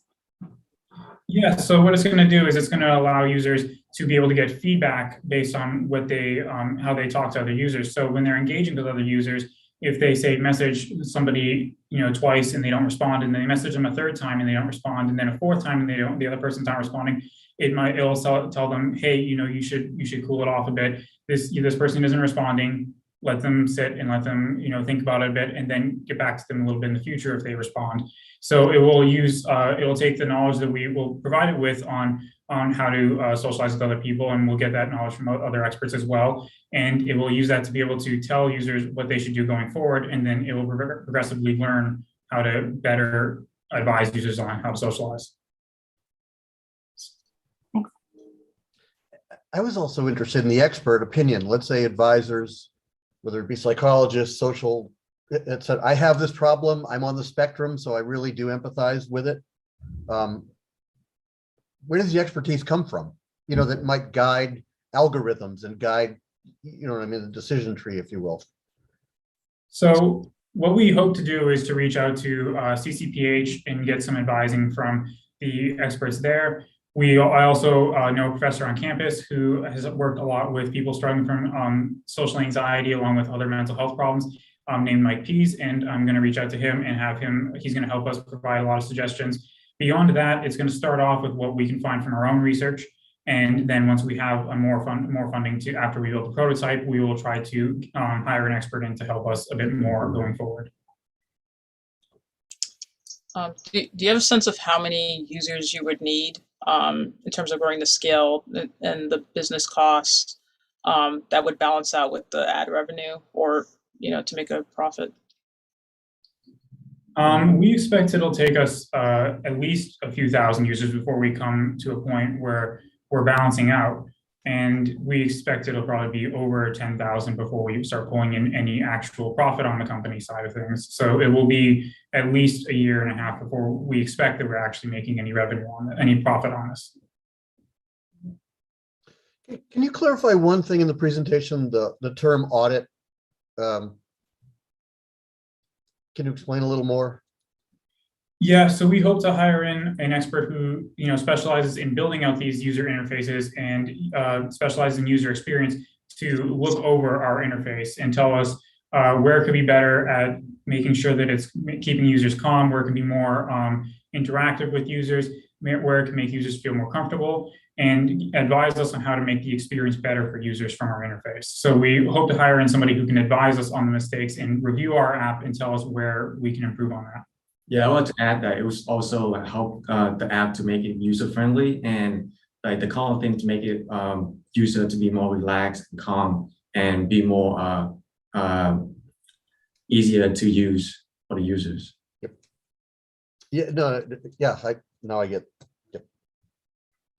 With the go-to-market plan, have you given any other considerations to other partnerships or how to get the product out there in addition for a direct-to-consumer play that you laid out here? So our short-term goal is to get it out there just by doing some content marketing, and we hope to also drop flyers on campuses to try to create users that are in the local environment that are also going to join, such that they can create these local user-based social skills groups and they can meet in person. So if we create localized environments of people that are joining, then it enables them to be able to have enough users in a local area to form these social skills groups. But going beyond that, what we also hope to work with is Facebook's metaverse. We hope that after we finish building out the app, we hope to, and once we build out a user base on there, our long-term goal is to also be able to integrate into the metaverse and collaborate with Facebook such that we can allow users to be able to use our artificial intelligence and our technology to grow their social skills within the metaverse, where users will be engaging in a virtual reality environment. And this will hopefully bridge the gap between connecting on an app and connecting with strangers in person. Are there any concerns for giving advice for those that are experiencing anxiety? If the app is giving advice, let's say, are there any concerns about the act of giving that type of, I don't know if it's considered medical advice, is it or is it not? It's a slight concern, but at the same time, what we hope to do in the beginning, what we plan to do in the beginning is to limit the amount of advice that's going out until we can filter it more ourselves. And so we just hope to do a lot of testing on our own. And then from that, we'll go forward and hopefully we'll be giving out entirely good advice. There will, of course, be errors going forward, but we don't expect that there's going to be too many errors going forward, as we'll just train it a lot in the beginning from getting experts' opinions. How did you choose an advertising model? For having users for the ads on our app, or for advertising? Both for choosing the revenue generation for putting it out there direct to consumer to be free to consumers with your revenue coming from advertisers. I'd like to hear your thought process on that decision. So we know that there's a lot of people out there that struggle with social anxiety, and we feel that within the next few years we can gain a very large user base. And we also feel that these skills that we're teaching in this development process should be free to users. And because of that user base that we'll be able to build up, we think that could allow us to be able to get enough revenue to make profit from the ads revenue that's on there. And with the ads that we plan to use, we plan to work with Facebook Audience Network primarily, because that will allow us to choose how we implement the ads into our platform and integrate them as seamlessly as possible, such that it won't interrupt the user experience and make it harder for users to engage with our app. But that will also enable us to get enough revenue, whereas a lot of other ads platforms won't allow us to get enough revenue. We will be able to get enough revenue from the Facebook Ads Network to be able to make a profit in the end. Okay, so it sounds like you would have more control over the the ads that you show and the impact that would have on your users. And how they're displayed such that it doesn't kind of pop up in users' faces and overwhelm them. Right. Thanks. Yeah, thank you. Great work. Thank you, Team Awkward Connection. Thank you. Thank you. Thank you so much. Judges, as always, you have a few minutes to fill in your scorecard until we pull up our next team. Feel free to take your time. We've built in a little bit of a block here for you to be able to do so. Behind the scenes, we'll start pulling up our other team shortly.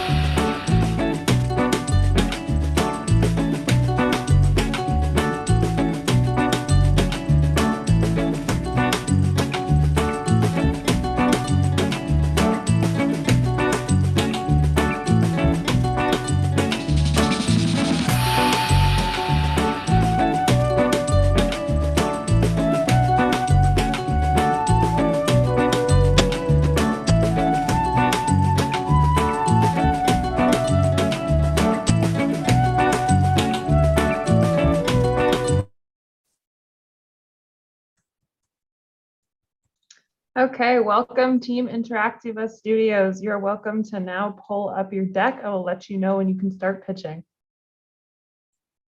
Okay, thank you.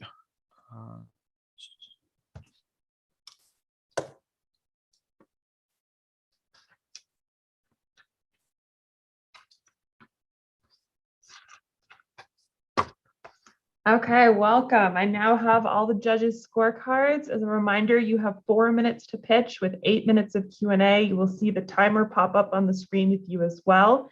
As soon as you start pitching, I will start timing. Best of luck to you and your team. You sound great. Feel free to take it away. Okay. Hi, hope you had a wonderful day. My name is Adrian Chase, and I'll be presenting Interactiva Studios. So who are we? We're a software development company that specializes in the development of virtual experiences for business clients. Our services include the development of interactive media, virtual reality, and augmented reality.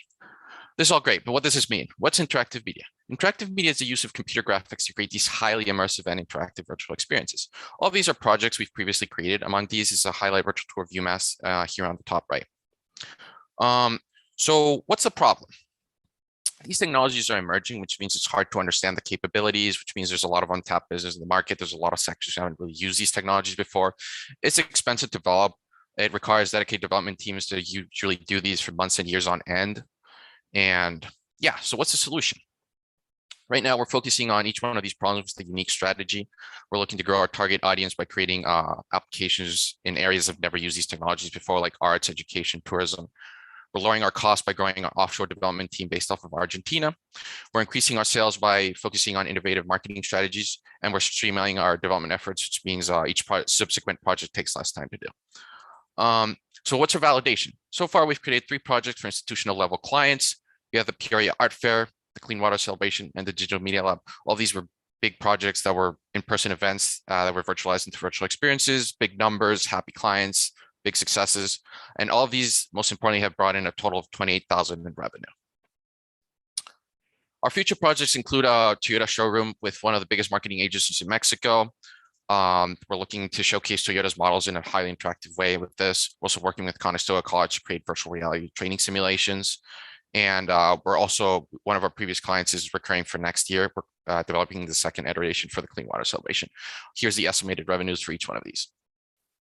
So what's the technology?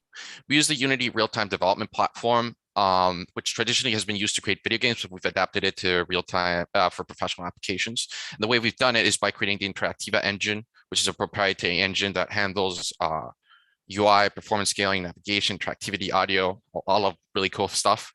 Yeah. So what's the details? This has over 12,000 lines of code. It's been in development for over a year. It's fully extensible, it's fully reusable, and it's proprietary. It's what lets us streamline everything we have so far. So who's the team? There's myself, I'm lead developer. I have over 8 years of experience creating these sorts of applications. Herman has 10 years of experience creating 3D art, and Julian has 5 years of experience doing software engineering. So we all sort of have an idea what we're doing. But most importantly, though, is the feasibility and profitability of all this, right? So right now, it takes about 2 to 4 developers per project and 1 to 3 months development time for each one of these projects. However, we do get more efficient for each one of these projects, thanks to the Interactiva engine. Right now, we're averaging about 6,600 per developer per year. However, this is entirely accurate because we're not paying salaries, we're reinvesting in the business. However, we're forecasting for Q4 of 2023 to have about 45,000 average per project, and we're looking to have about 4 to 5 projects per quarter, which would mean we'd have a 12-person development team to do this. And after expenses, salaries, and revenue, we would have a profit about 594,000 per year. So what's our investment? Right now, we're looking to raise 50,000, primarily for marketing and R&D. R&D is specifically to be able to expand in other areas and be able to develop projects without having a confirmed source of revenue. But we're also needing capital to be able to create larger projects because a lot of these require a large upfront investment, and we don't get a payoff until the end. So that's primarily, we would need to raise this by Q4 of 2022 to be able to meet these forecasts. So that's all I have for you for now. Thank you very much for listening. I'll leave you with a mission statement and any questions you may have. Great, Adrian, thank you. We're going to jump right into our 8-minute Q&A. Thank you. On one of your earlier slides, you had an acronym B2B. I wasn't familiar with that. Oh, business to business means, okay. Yeah. Okay, thank you. And when you mentioned that you'd invest in R&D, what specifically would you invest in? Yeah, so that would be able to sustain our development progress in demos. I have a slide here. It's hidden. Right now, we're working on virtual tours, simulations, and non-fungible tokens specifically. So that would be a project in each one of these. These are actual screenshots of the projects we're working on right now. However, it's becoming a little hard once we do have expenses. We would like to expand on these because these areas have never used these technologies before. And of course, expanding our Interactiva engine to be able to support these projects. And can you wonder, or can you explain what's unique, novel about Interactiva engine? how, how it differs, current That's state of the art, et cetera? Yeah, that's an excellent question. Right. I think the main highlight of the interactive engine is the performance scaling capabilities, which is what we believe why no other developers have been able to do this on such a wide scale. And what it does is it adapts the quality of the virtual experience to the specific device you have. So basically you can do it from like an old phone from 5 years ago, or having your top end computer that costs $5,000. It'll look really nice on your computer, and it'll adapt to the performance of your lower end device. So basically we're looking to really have a really large target audience, no matter what device you have. And that's all thanks to this. And can you say sort of what the secret sauce is, what the breakthrough was that facilitated it? Yeah, so, well, it took a lot of researching to be able to, a lot of experimenting, to be honest, to be able to, I guess it's done in 3 processes. One is the profiling process, which we kind of have to sort of measure how much performance the device has. And we therefore adapt the graphic settings, and that's just a lot of different things of how visually the thing looks. And we just adapt each one of those individually, depending on what the profiling stage gave us. We also adapt the special effects, which just makes it really realistic, but we get rid of those. And we also adapt the DPI, and DPI is sort of how crisp the thing looks. And like a lot of different devices have different screen sizes, so we adapt all of that. Yeah, I don't know if that answers your question. I don't know if that's exactly. Yeah, I mean, fundamentally, yeah. Can you talk a little bit about what your interactions look like with your customers and what the payment models are? It sounds like it might be priced per project, if I think you laid out on one of your slides. But can you talk a little bit about your model there? Yeah, sure. So that's an excellent question as well. Right now, so our interaction with our customers is very personal. So we approach every customer individually. We cook a proposal, we come up with an idea of, usually we're solving some sort of problem they have. We are looking to increase our streamlining our marketing efforts. Right now, this is a slide I hid, but we're working with the instructor for Marketing 455 to create a case study to be able to sort of expand our online marketing strategy with that. And regarding our profitable model, financials, yes, we do have a big payment to create this project. However, we are also sort of trying to delve into areas that also sort of let us take a subscription-based model. So it's a combination of upfront cost with a subscription model. And the way we're doing that is by offering services of first the development of these applications would take up the upfront costs, and then we would have like marketing and web development and cloud computing and publishing, which is sort of like a recurring thing of maintenance that we have to that we continuously update via a subscription model. We haven't done that yet with any of our previous clients, and this presentation isn't focused on that primarily because I think it is profitable just with an upfront cost, but we are looking at a subscription-based model as well. I don't know if that also answers your question. Yes, and then how did you get at the $50,000 that you're looking to raise by the end of next year? And is that enough with the clients that you're forecasting? And if you have more, would you be able to support more clients? Yes, that is an excellent question. We've primarily based off this investment based off a proposal we had to do earlier this year for a virtual tour of a university, and it was about 70,000 to do, and we weren't able to do it completely because they were requiring us to do it completely upfront, completely from start to bottom. We had to invest in everything, and basically we just couldn't do it. It was too much of an upfront cost. I think that would be our breakthrough project, because right now our projects have brought in a good amount of revenue, but we're not quite profitable yet. And we would need to, I guess, do this breakthrough project to be able to realize that. This is a minimum amount of investment we're looking at. We might need more, but I think with 50,000 we'd be in pretty good hands. Does that answer your question? Yes, thank you. Who are your competitors? That's also an excellent question. We don't have any indirect competitors. There's 2 types of competitors we have. First, we have video game developers for hire. We have Petrichor Games, for example. They focus on creating video games for clients using using a similar model. However, since they don't specialize in interactive media, they don't have sort of an engine to do this.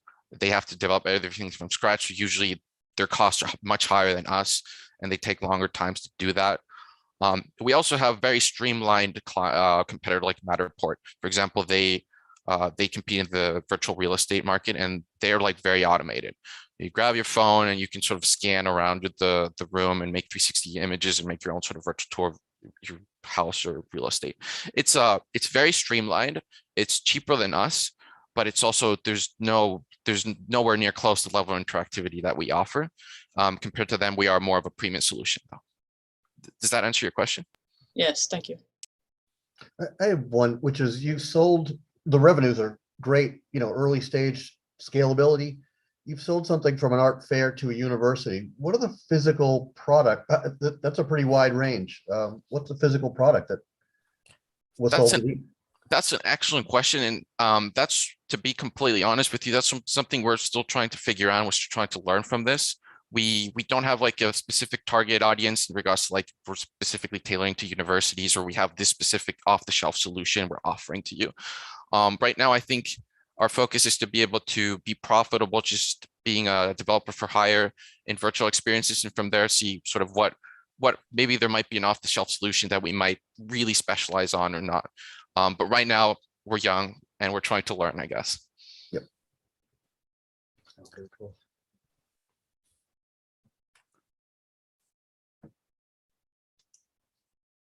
Good on my end. This is all the questions I have. Well, I just again wanted to thank you for listening to me, and good luck with the rest of the presentations. Oh, thank you. All right, Thank you. Great work, Adrian. Thank you so much for being here today. Thank you very much for having me. Okay, judges, you're going to give you a couple minutes to fill in your scorecards as we pull up our next startup.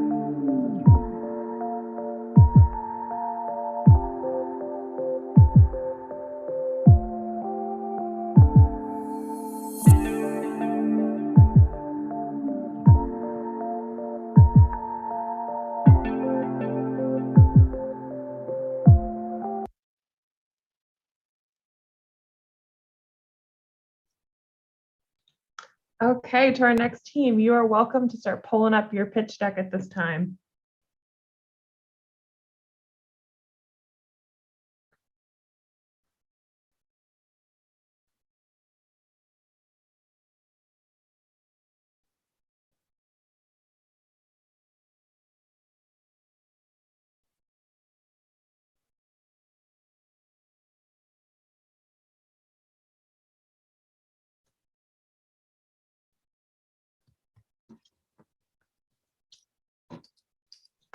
Fantastic. We now have all of our judges' scorecards. As a reminder, if you have not heard us say this before, you have 4 minutes to pitch with 8 minutes of Q&A with the judges. If you look at the screen, there's also a timer in front of you that will switch over to the 8-minute Q&A once we go into that portion of the event. Best of luck to you and your team. As soon as you start pitching, we will start the timer. Feel free to take it from here. Oh, on mute. Okay, can you hear me okay now? Got it. Okay. Good evening, everyone. I'm Ananjan Ramesh, and I'm a PhD student at the Department of Biomedical Engineering. I'm here to talk about my startup, Quasar Therapeutics, and we design a non-invasive diagnostic test that can detect the spread of breast cancer at a significantly earlier time point when compared to current clinical standards. We are a small team of 2. It consists of me and my professor who I work with, my PhD advisor. And our lab primarily works on cancer immunotherapy, and we have leveraged that expertise to design this particular test. The mechanism of action of this test is very simple. A patient who wants to get screened for breast cancer can simply go to a diagnostic lab and their blood is drawn. So this blood consists of immune cells, RBCs, and these novel biomarkers, which we have identified as something which can predict the breast cancer spreading and breast cancer itself. The serum is then separated from the blood, and a small amount of the serum is then added to this diagnostic kit, which we provide to the lab. And in presence of these predictive markers, the kit will secrete a fluorescent signal, like a bright fluorescent signal, which can be picked up by a plate reader. This bright fluorescent signal is indicative of this biomarker, which in turn is indicative of breast cancer itself. The cool part about this test is this test can predict the onset of breast cancer much earlier than current clinical tests can do. Breast cancer is a significant problem. It is the most common type of cancer. 1 in 8 women develop breast cancer at some point in their life, and a whopping 43,600 women are expected to die in 2021 alone. Unlike the popular belief, 85% of breast cancer actually occurs in women with no family history. This is the overview of breast cancer. But now let us look at the problem which we're trying to solve, the problem of underdiagnosis. The median delay in diagnosis is 7.5 months long. That is a significant delay considering the fact that 1 in 3 breast cancer ends up being metastatic. And the survival rate for metastatic breast cancer is only 22%. But if caught early, that number goes all the way up to 99%. So the significant need for early diagnosis of breast cancer. The current gold standard to diagnose breast cancer is a mammogram. Let's see how a mammogram compares to our tech. A mammogram is not sensitive and only can identify 1 in 5 breast cancer, whereas our test is sensitive and selective for all types of breast cancer, especially the notorious triple negative breast cancer. The sensitivity of mammograms are limited to 10 to 15 millimeter tumor size. We have shown with animal models that we can predict breast cancer at 5 millimeter tumor size, which is the size of a pencil eraser. Additional examinations are required along with a mammogram. We perform only 1 simple test, and mammograms involve long, anxious wait times, going to the hospital, scheduling tests, and also the awkwardness which comes with taking a mammogram. We can take all that away by our test, which can give the result in less than a day, and no external equipment is needed because the diagnostic test integrates with current clinical labs. Not only can it be used to screen breast cancer, it can also be used for patients who have already been diagnosed with breast cancer and have undergone treatment. Let's see how. Breast cancer can remain after mastectomy, chemotherapy, or surgery. And what happens is this tumor can migrate to other places such as liver and lungs. When that happens, the current way to monitor this spread is through expensive CT scans, PET scans, and MRIs, which are not only ridiculously expensive, but also not sensitive. We plan to replace that with a simple blood test, which not only is more sensitive, minimally invasive, much earlier, and also the current cost, lab scale costs only $200. We have already done significant work in terms of characterization, animal models, and proof of concept studies. And we plan to validate this, scale up the diagnostic probe, and perform Thank you additional so studies. much. We're at our 4 minutes. We're going to jump right into our 8-minute Q&A. Yeah, so $10,000 is what my ask is to perform these studies.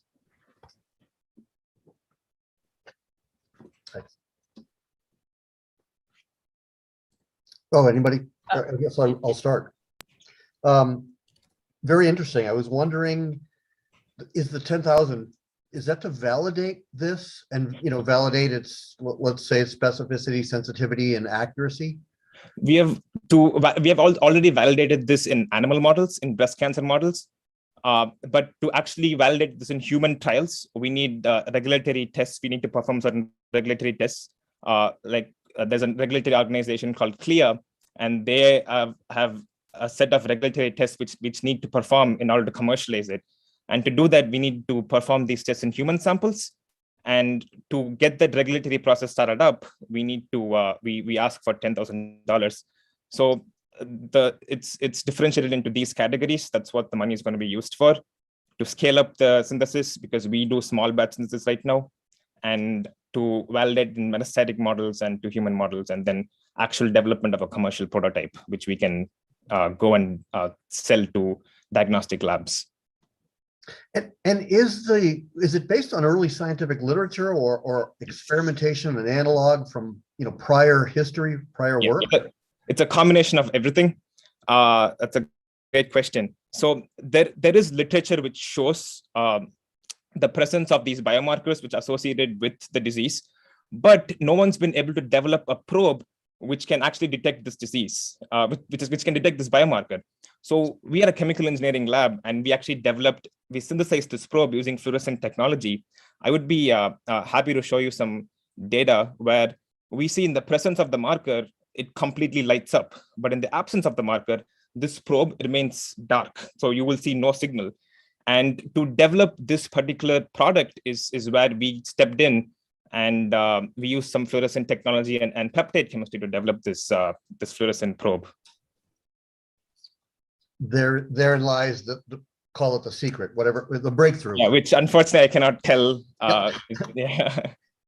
Excellent.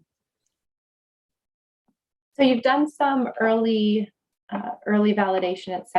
It sounds like you're able to show some results here. Could you just take us a little bit through the journey of what comes next? I know you show what you would do with the 10,000, but in order to get this more widely adopted and have this be the new gold standard, what does it look like to get there? So the first step which we need to do is, we have shown this in primary disease where the tumor does not spread. We have shown that the mouse with the primary model works, and it can predict the primary tumor. So the next step is to test it out in metastatic mouse models, where we can actually see it go to lungs, liver, and then it predict in a sensitive manner. Once we prove that, then we actually work with Baystate. So Baystate has a unit where they can actually provide us with human samples, patients who have been diagnosed with breast cancer, and we validate to see if our product can beat current diagnostic tests. So currently there are no diagnostic tests which can detect breast cancer at a stage 1 through a blood test. So mammograms and PET scans are the only one. Our competitors are basically this company which actually measures a different biomarker. But what is our differentiator is that these biomarkers are only present once the cancer actually goes to the blood, once it metastasizes. We can actually predict it even before that happens, which is really, really crucial, because once it becomes metastasized, I explained the death actually is higher. So that will be the step number 3. Once we do human studies, then we contact the regulatory agency who actually are in charge of validating these diagnostic tests. And I've talked to the diagnostic lab here at UMass, and they're happy to work with us to do the regulatory steps which are needed, because for the regulatory tests, we need to use commercial grade instruments, not lab grade instruments. And I've talked to the UMass labs, and they're happy to provide with lab scale commercial grade instruments for us to validate our tests in accordance with these regulatory agencies. And then once we get a license to commercialize it, we have to create a prototype, which we have to heavily market to diagnostic labs and also practicing clinicians in order for them to adopt this particular test to currently become the gold standard. I feel at an initial stage, they will have this as an add-on test with the mammogram to see how it predicts. But if it does predict at a better rate than the mammogram, it will soon be the gold standard for breast cancer screening. And that will make it a lot easier because a patient can simply go in for their yearly health checkup, and this gets added on to their profile of let's say, the sugar levels or white blood cell levels and whatever they usually do for health checkups. Okay. So earlier you had a diagram that was kind of walking through the process of what it would be like to get the blood and do that testing. How much of that is fully complete? Are you mostly operating in lab space, but you had little mock-ups of what the grid, what that would look like and what the testing would look like. Is that what's the state of that? This is exactly how the diagnostic test kit will look like. We will provide a 96-well plate and some reagents, which I consulted with a diagnostic lab, and we have to design a test which can be done by an undergrad. So this test is simple, where you just add 1, 2, and 3 components. It's just a 3-step test. So you just add reagent A, reagent B, reagent C in that 96-well plate, and boom, within 6 hours, you'll get an output, which can be measured by this plate reader, which is present in all labs. This is any clinical lab which does blood work has this plate reader. So there is no need for any external equipment whatsoever. Okay. And is the platform applicable to other cancers? That's a great question. It is actually, this biomarker is present in other cancers, but we have I have a list of the cancers which it could be potentially used for. The reason breast cancer is because especially triple negative breast cancer is extremely hard to diagnose because it does not have any markers which are present so it's negative for all markers. So these other kind of cancers have some kind of test which can probably give a better output. And we don't know, we haven't tested it out yet in these cancers to see if our probe can perform better than the current gold standard. That is why we have now focused currently on breast cancer, especially triple negative breast cancer. And lastly, NIH grants. Have you thought about alternative sources of funding? Yes. So for the preliminary studies, we have used the NIH grant to perform all of these tests. But our academic part of the study focuses more on animal trials and not the commercialization platform. So for the commercialization platform, after acquiring some funding, once we acquire these tests, which I explained earlier, we are also thinking about the NSF SBIR applying to the NSF and NIH platforms to acquire more funding. Quick question: have you published your results? Are those agents that you've talked about, are those in the public? It's not. We are currently working on the manuscript. We have not published it yet. Okay. So you should probably expect a publication around January or Feb. That's our goal. All right, thank but you. we have a provisional patent filed, so it's protected. Fantastic. Thank you so much, team. Thank you so much. Judges, as always, you have a few minutes to fill in your scorecard as we play some music, and we'll pull up the next team.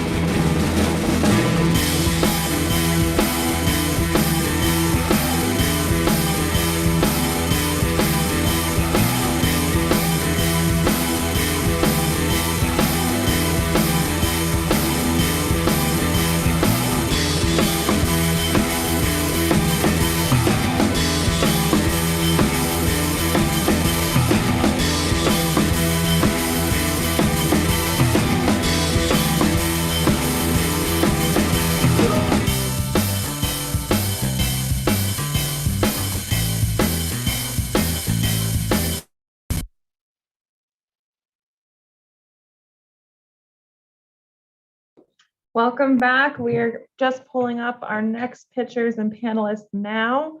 Startups, as you're joining the call, you are welcome to pop on and pull up your slide deck at this time. We will let you know when it's good to start pitching.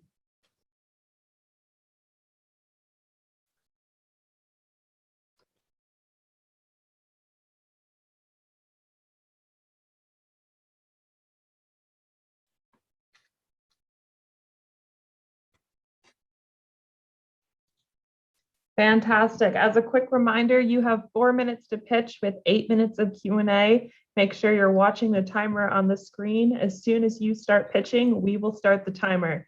Best of luck to you and your team. Thank you. So hello, we're Amherst Intelligent Security. My name is Joshua Russo. I am the CEO. My two co-founders are Keen Sung, the CTO, and Xavier Ren, the COO. So our customer pain points, we've conducted 50 customer interviews across municipalities, government offices, brick and mortar chains, residential buildings, banks, car dealerships, and hotels. All said incident investigations are manual, difficult, expensive, in most cases require someone to actually sit behind a computer and go through camera scrubbing. There's a lack of real-time responses to problems, only log events when they actually occur. They can't respond to things without actually having these constant expensive monitoring systems. Our current competitors and security vendors have expensive pricing, long-term contracts, vendor lock-in, bad adoption curves, which make you replace all of your cameras, which is very high cost every time you want to switch to a new company, and they can trap you in their ecosystem. Recent innovations in the spaces of cloud, Internet of Things, new AI and ML technologies, and modern application architecture has enabled us to solve these problems. You're muted there, Xavier. Xavier, you're muted. Sorry about that. So as I was saying, our product vision was to create a digital management plane for all premise surveillance occurring on security camera feeds that already exist. We want to remove the human element from monitoring camera feeds in real time, searching and scrubbing camera feeds for events of interest, as well as reporting and notifying interested personnel of events when they occur. Things like fights, theft, vandalism, trespassing, loitering, weapons detection. So that was the impetus behind why we wanted to create this product. So in solving these issues, right, what features and benefits come about? Well, a plethora of different features and benefits come about. They allow us to disrupt a multi-billion-dollar premise security market by turbocharging legacy equipment with modern era technology.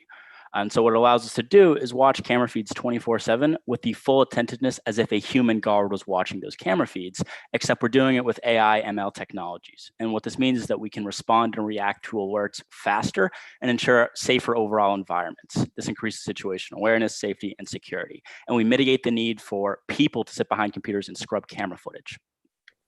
So this is what our platform looks like. We can do a quick demo after the presentation. So in starting this progress, in November of 2020, that's when we really picked up our progress, but we incorporated January of 2020. And for part of 2020, we struggled to hit our stride, in part due to the pandemic. But we didn't really know what our end goal was, what our product would be, what our revenue, cost, and growth model were. And we got our foot in the door with a proof of concept for a customer, and we had a rudimentary static prototype. And that's when we really started our customer discovery. And so we took what we had to the UMass Seed Pitch Competition and won second place. And we knew exactly what to do at that point. So we used some of that prize funding to partner with a software development firm and retain 2 full-time developers to begin our product development. And so at this point in time, we know exactly what features we're building. We know what our cost model and our pricing model is. We know what our delivery cost is for our product. And we're road mapping additional capabilities as we go as well. So our roadmap into 2022 is we're going to improve some of the AI ML capabilities of our platform by enabling users to search for events, enable auto labeling of different events. We're going to improve some things to user interface. But the greatest thing I'd like to emphasize is that we're changing our entire model from one of a build subscription per year to a self-service model. So our clients will be able to just download an agent from us directly and tie that into all of their existing security equipment so they can be up and running as quickly as possible. So thanks for hearing our pitch. I'll open our web app and we can begin the Q&A. Fantastic. We'll jump right into our 8-minute Q&A with judges. Cool. Yeah, I would love to see the demo. Yeah, so I just logged in, if you can still see my screen. This is live camera footage from one of our customers. They have 5 properties in Amherst Center, so you might recognize actually, this is over where the Market by the Cemetery is. And this is a bike rack they're monitoring. So this is what the platform looks like. Here's the dashboard. It shows you each of these different camera feeds they have, as well as the time that it's recording at. Any of these camera feeds, you can expand them. And you can retain as much footage as you'd like. So if you want to retain 2 years worth of footage, if you're a bank, you may have to do that. You can specify it in the platform because we have cloud storage. Very easy. So here's what a camera feed looks like in our platform.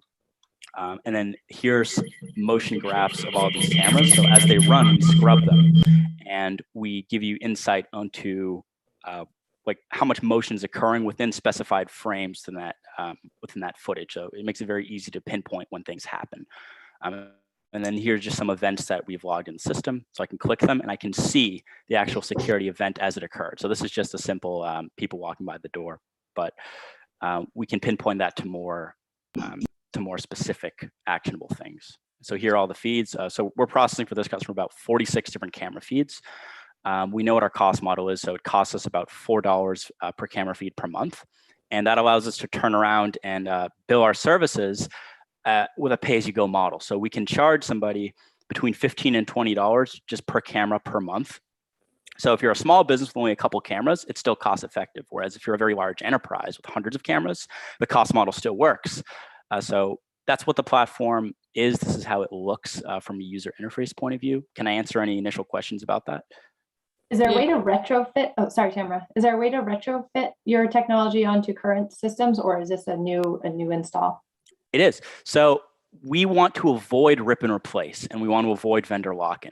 So we can actually, or what's on the roadmap for Q2 of 2022 is we can give you a software agent that you can install on your servers, and it can beam all your camera footage through the cloud into the platform. Now, we don't do physical cameras. Everything is software based. So all these cameras that are set up here, our customer has already set them up. We just tied right into them. And then we tied into them and then we run the AI ML scrubbing on their existing feeds. So it's completely software solution, very easy to manage.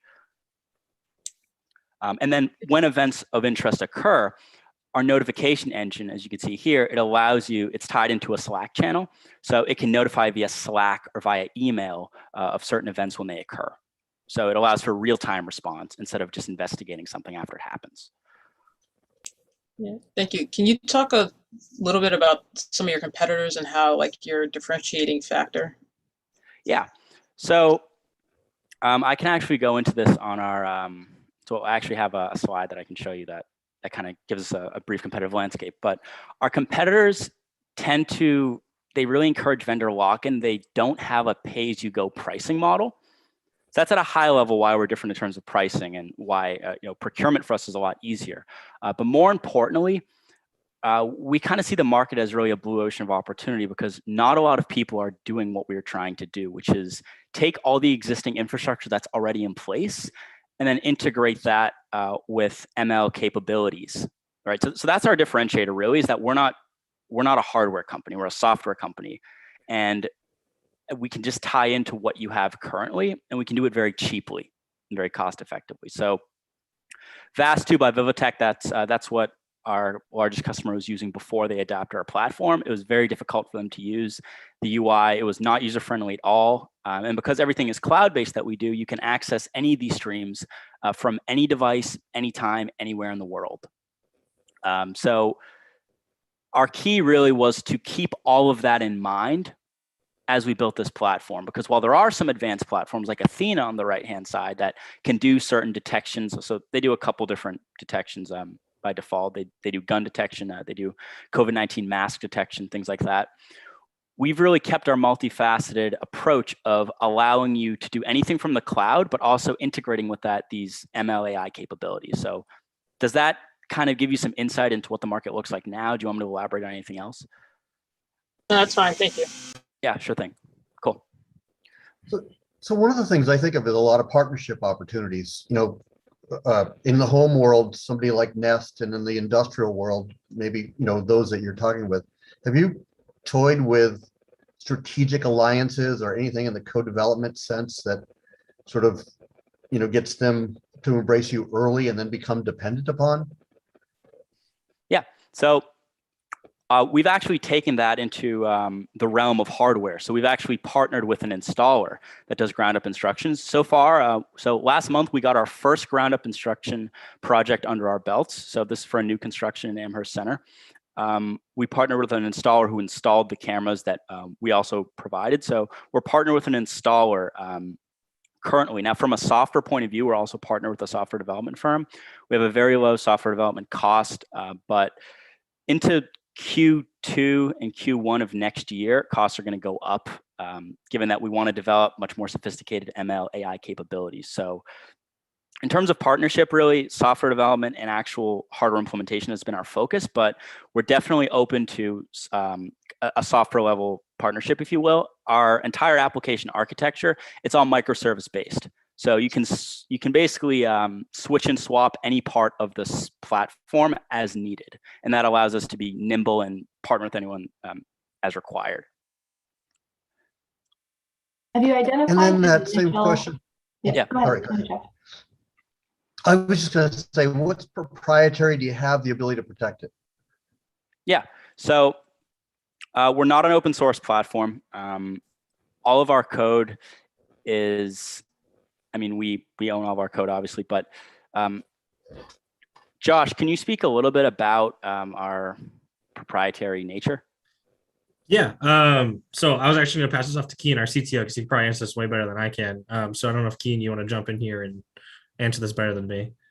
Yeah, I mean, Josh, we previously discussed like kind of whether or not to like go after like any kind of patents, and I think for now we're holding off.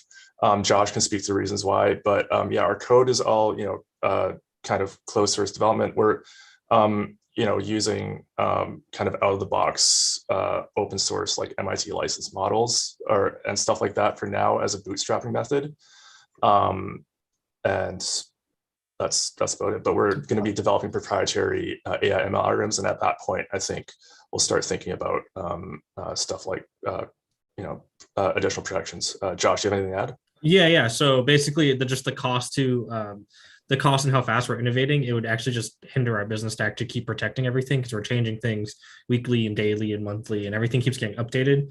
And with our lawyer's advice, basically, we'd have to keep filing patents monthly, and that just doesn't pay to do that. So that's one of the issues there. So as we're innovating, once we get something solid, we'll probably do a model around that to actually sustain us and make us differentiate. Yeah, well said. Just my point on that is the value of it is not so much in the proprietary nature of the algorithm, it's the implementation of it. It's the pay-as-you-go model that allows you to just get up and running. If you have 2 cameras, you can have a very small monthly bill, whereas you're an enterprise with 1,000 cameras, it's just as easy to get up and running with the pay-as-you-go self-service model that we're pivoting to. That's also part of our costs for Q1 and Q2 is before we went in and did the implementations ourselves. Fantastic. Thank you, team, for being here Thanks. today. We're just over 8 minutes. Cool. Thank you. Thank you very much.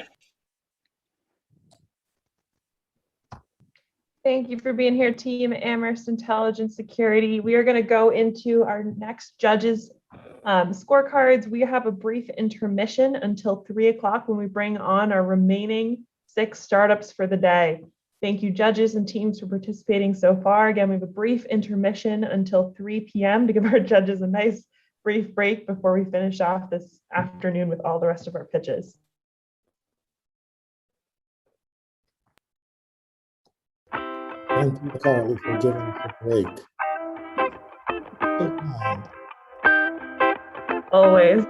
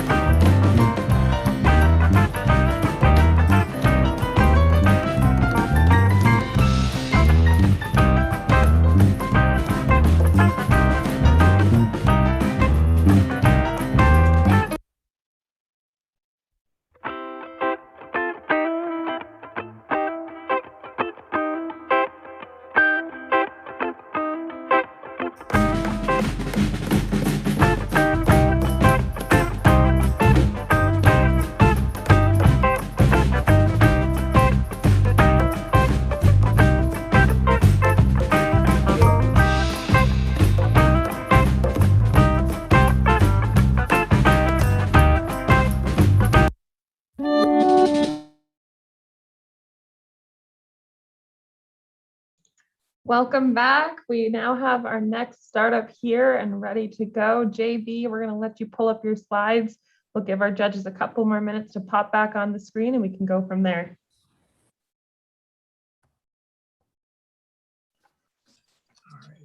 Hi, Carly. Sorry, did you just tell me to share my screen? I was rejoining as a panelist, so I'm not sure what the instructions were there. No worries at all. Yes, you can share your screen. And if you want to pop your team member's name into the chat, we can rename them for them. Yes, I can definitely do that.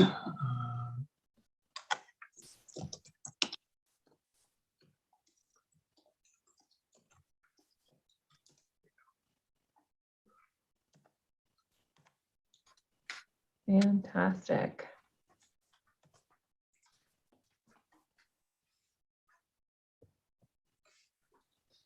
Okay, welcome back. I'm seeing our judges turning back on their videos. Welcome back, Jeff, Elena, Tamara.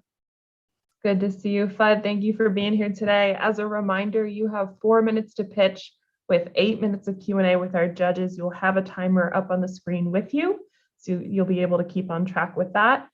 We will turn it over to you shortly once we have all of our judges back, and you'll be able to get started with your pitch then. Sounds great. Thank you.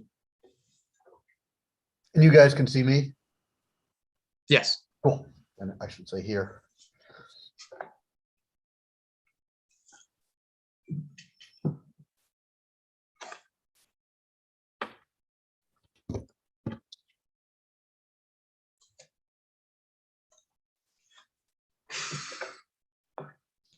Andrew, could you just quickly raise your hand so our team can see who you are so they can rename you? Thank you. And then Adam. Right, I actually just renamed. Perfect. Oh, you were able to do it. Fantastic.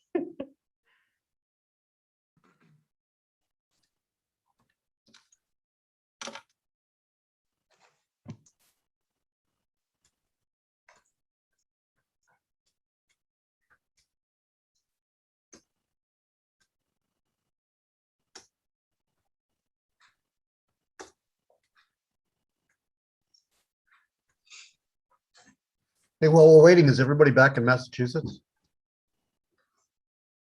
Yes, I'm back. I don't know if, are you speaking to me or somebody No, else? just The the other group. judges? Yeah, No, we're the group. set out. Sorry. Yes, I am in Massachusetts. I'm actually in Amherst right now. Oh, cool. No, I'm homesick in California. It's Are you stuck in California is there a storm or? no, 20 years stuck. Oh. No, work. I was gonna Work say you're here. probably enjoying the weather a little bit more over there than here now. It was mid-30s this morning in Worcester at Holy Cross, so Oh. a little brisk. Yeah, no, we don't have that, right? But I did, here I am in the middle of Silicon Valley. Power goes out today, so that was my early panic. Losing internet exactly in this. Definitely. Technology always finds a way to fail the moment you need it most. And here when it rains, and it just rained for the first time, that's a big deal and everything shuts down. Right. Well, welcome back. Thanks, Jeff, for kicking us off. Fudd, you are welcome to take it from here. Once you start pitching, we will start timing. Please feel free to take it away. All right. Awesome. Well, then let's get started. Hi, my name is JB, and Fudd is an app that will enhance your dining experience by cutting out unnecessary wait times and bringing the focus back to you, your family, and your friends from the moment you start looking for a restaurant to when you take your last bite. Experience food the Fudd way, where we're putting the fun back in food. The restaurant industry suffered a massive blow last year, losing $240 billion in revenue due to COVID. And as locations try reopening, they need all the help they can to get back on their feet. But current online ordering and reservation services meant to support these restaurants just aren't cutting it. A restaurant manager's main goals include increasing revenue by maximizing table turnover, and to accomplish their goal, they use an online ordering and reservation service which costs them $249 per month. Not only that, but these services charge an additional 30% of the total bill for each order. Lastly, when an online order gets canceled, they're often left in the dark unless they spend their limited time calling customer service, leaving them very unsatisfied. But aside from increasing revenue, managers also focus on removing their customers' pain points to provide them with an unforgettable dining experience. But what are these user pain points? Well, imagine yourself with your friends getting ready to go out to eat on a Friday night. First, you all spend a painfully slow 20 minutes just looking for a restaurant, debating whether to eat barbecue or tacos, only to settle on sushi. Then you head to the restaurant, wait 10 minutes to be seated, wait 20 minutes for your food, and wait 10 minutes for your bill. I don't know about you, but I'm hearing a whole lot of waiting and not a whole lot of eating. Our solution is FUD, an app that will maximize restaurant table turnover and drastically increase the satisfaction of a restaurant's customers. Now picture a similar user scenario, except now you're using FUD, as displayed by the video of our prototype made on Bubble. You and your friends get on the app, and the first thing you see is a single restaurant card showing you all the information you need. From there, you and your friends start choosing restaurants by swiping right for yes or left for no. Our smart algorithm takes all individual preferences into account and recommends what you're most likely to agree on. So if you love tacos, but your friends hate them, but you all love sushi, the app will recommend you sushi. That's why within 5 minutes of swiping, you've all matched a great sushi place in town. Now you choose how you want to order. And knowing you'd hate waiting for your food, you choose FUD's brand new way of dining, pre-ordering. With pre-ordering, you choose the food you want to eat ahead of time, make a reservation, and pay on the app. Now, when you head to the restaurant, you're seated right away, your food arrives minutes after you sit down, and you can leave as soon as you're done because you've already paid. With our innovative features, FUD will quickly become a market leader. Our pre-ordering feature, which is yet to exist with full-service restaurants, connects our app to a restaurant point-of-sale system and sends a customer's order ahead of time. In doing so, we directly increase table turnover by getting customers to spend less time waiting in the restaurant. It also allows users to take full control of their dining experience by removing unnecessary wait times and focusing entirely on the best parts of dining. Our innovative algorithm gives everyone a voice and satisfies every craving by considering each person's preferences, from interests like Italian cuisine to specific details like peanut allergies and desires to support Black-owned restaurants in the community. Our group swiping function takes the most exciting parts of social media and marries them with the online ordering experience, allowing users to connect as a group during the search process and order together, making it far more fun and engaging. So as you can see from the competitive landscape, no other app does this. FUD will charge restaurants a monthly subscription fee and take 0% from all online orders. Beta testing will be in Amherst and other local communities, and our full launch will be in Boston, where there's an abundance of our target markets with thousands of restaurants and hundreds of thousands of college students, workers, and families. Our team consists of 4 members, collectively providing experience in marketing, sales, design, and programming, and I'm currently working full-time, and the rest of the team will be as well after they finish their final year in college. And with app development underway, we'd use funding from this competition to pay for more programmers to develop the app and to fund our marketing once we launch. So as restaurants fight to recover from the last year and open back up, there's no better time than now to support them while bringing some fresh new fun to the dining experience. So swipe right on FUD and join us on our journey of putting fun back in food. Thank you. Fantastic. We'll go right into our 8 minutes for Q&A. I guess I can start. First thing was number of restaurants, number of subscribers that you need to make it interesting. What kind of scale are we talking? Let's say you take Boston. How many, fill me on the math. Right. So in Boston, there are 3,000 restaurants alone. That's just Boston. In the US as a whole, there are 1 million plus restaurants. And then something else that's really interesting that we found is that 80% of the restaurants in the US are in fact turning towards technology to help them run their business. So with just Boston, with 199 restaurants based on the first initial projections we made, we would break even in terms of the cost that we need for server fees, programming, and then marketing. And then with 300 restaurants, we could already be making $234,000 in revenue from having, again, a $65 a monthly fee per restaurant. So that's kind of the scale. And so again, with the whole US 1 million plus restaurants, it's a really large scale that we could accomplish there. And yeah, so annual revenue, early stage, what kind of, whatever your regional, whether it's US, East, West, the country, what kind of numbers? So with the annual revenue, again, if our initial launch will be focused on Boston, since that's what we're closest to, most familiar with. And also we're going to start with local communities around here to beta test. So 3,000 restaurants in Boston alone, just there. And our goal for the first year is to reach that 300 restaurant mark so that we generate $234,000 in revenue. And then past that, we're hoping to increase the numbers and double or more per year. Yeah. And when I think of that, I think of sort of 5 years out, that type of thing of just simply magnitude. Absolutely. And we do have other restaurants, or excuse me, other cities that we're looking at to expand to past Boston. So Boston just it's a great location because there's a really great restaurant density and it has a lot of our target markets, but same thing with some other places such as New York, of course, and then we've got Seattle, different locations that really have that great restaurant density that we can start targeting. And they also have tourism, which is something else that we could really benefit from, because the more people are looking for restaurants in certain places, the better. Have you had an opportunity to talk with potential restaurant partners?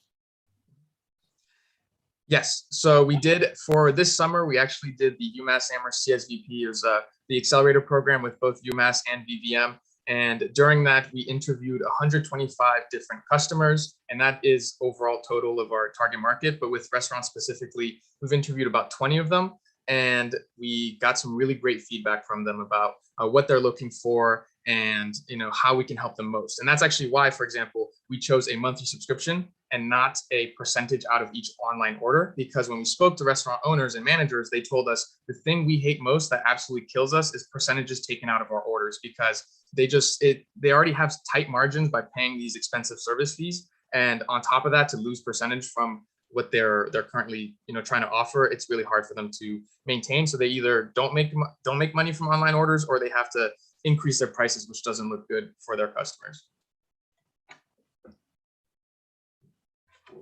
What's your customer acquisition plan, both for the restaurants and for the end users? So in terms of acquisition strategy, we understand that without restaurants, it's kind of like a chicken and the egg situation. Without the restaurants, you can't have the users, and vice versa. So in terms of technology as a baseline, we can have restaurants showcased on our app without them actually being part of our service, meaning that they would just be there for people to swipe through and select, and then they can just go there on their own. They wouldn't be able to pre-order. But in terms of acquisition for our users, we're really hoping to try to think outside of the box, and kind of apply a gamification method where we encourage people to kind of compete with each other in a friendly manner. So just one specific example could be having a leaderboard where the people within 10 miles of you, you can see who's shared the app the most. And then the winners of maybe, let's say, the top 10 from that leaderboard at the end of the month get a free lunch or a free dinner at one of the local restaurants in their area. And then every month that resets. And of course, beyond that, there's also going to be the marketing that we're going to do focused on Google, Facebook, and Instagram, since those are the platforms people use most. And then the also door-to-door sales that we could be doing. With restaurants, also restaurant conferences is very important. So there, we would like to advertise ourselves there and try to meet more restaurant owners. Chambers of Commerce have a lot of connections with restaurants. I actually spoke with somebody from the Chamber of Commerce in Northampton this summer and got the full list of restaurants there. And then same thing with restaurants incentives on saying, like, if you share our service or get X amount of people to pay for our service, then we will give you a discount for the monthly subscription fees. And also, us being college students, that's a really great in on our target market for college students specifically, since we can try to partner with the clubs and organizations that are on campus and try to expand that way. And then once they graduate, they actually turn into our work professional target market, which is nice as well. Sorry. Thanks. And what do you see as a couple of the top challenges in entering this market? I think top challenges will be scaling quickly, and with restaurants specifically, it's going to be trying to get them to realize how simple it is to switch with us. Because one thing I learned from customer interviews this summer is that they are very busy and they don't have a lot of time to learn other things or to implement a new system. So that's why we're trying to make it as simple as possible for them to onboard. So for example, with our POS system, rather than telling them you have to get a whole new one, we're going to use Omnivore to integrate with what they already have. That way we don't have to worry about it. And they don't have to do any extra steps. They just have to basically purchase our service and be done with it. I'm sorry if I missed this. How much were you asking for? So in terms of ask we didn't have a specific ask based on this competition since it's 15,000 total allocated, but what we would use funding for would be to hire a programmer to help us complete the app. And then beyond that, we could also use it for our marketing funding. And so right now, for example, a specific thing we're looking for is $10,000 that would help us to hire a programmer on Upwork. They cost an average of $75 per hour, which should get us around 133 hours or about 3 weeks of work, which should ideally help us progress to a point where we can launch our app in January for beta testing. And I can't see the clock, but how much time is left? A minute and 25 seconds. I do have the question on the technical side. Can you repeat the twist? Those having ideas, thinking about preferences. Connect the technical dots. In terms of how that will function and the algorithm and the preferences. Yeah, I'm a user. I'm a user, and I'm with that group. Absolutely. All right. So when you download the app and then you get on there, ideally you're going to just select a couple of your interests. So it could be very general, just saying like, I enjoy Italian food or I enjoy Japanese, whatever it may be. But then you can also get into more specific details of I'm allergic to this, or, you know, this is my chicken Parmesan is my favorite dish, but broccoli is my least favorite. And so then we take all these into account. And then with our algorithm, when you enter into a group and you can enter a code to join with your group, then the algorithm will take your preferences into account, your group's preferences, and then align that together. In order to help find the best option. Nope, cool. Our algorithm takes all the commonalities between each individual, and even if the commonalities don't line up, they'll find the closest path. Where let's say you like Thai food and someone else likes Chinese food, but there's an Asian fusion place, that's what it'll be routed towards instead of just a Thai place or just a Chinese place. Fantastic. Thank you, Team FUD, for being here today, this afternoon. Best of luck to your team. Thank you so much. Very much. Have a great day. Thank you, everyone. Thank you. Thank you. As always, judges, we're going to give you a few minutes to fill in your scorecard and we'll pull up the next startup as soon as they're here.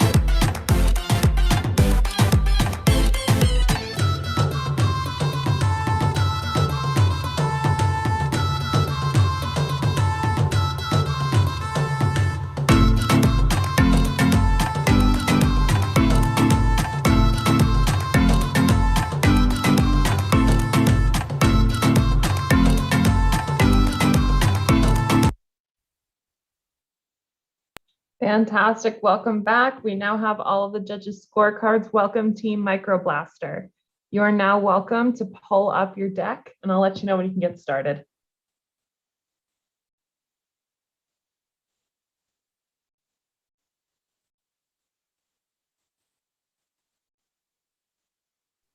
Okay, this looks fantastic. As a reminder, you have 4 minutes to pitch with 8 minutes of Q&A. There will be a timer up on the screen.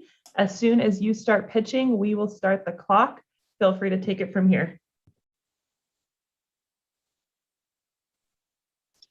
Okay, good afternoon, everyone. I'm Sarah. And I'm Phoebe. And today we are pitching for our venture, Microblaster. We are a team of 4 undergraduate women developing an antimicrobial innovation to prevent infection on intravenous or IV catheters. When you're admitted to the hospital, you would never expect to develop an infection that threatens your life, but that's the reality for about 2 million Americans annually.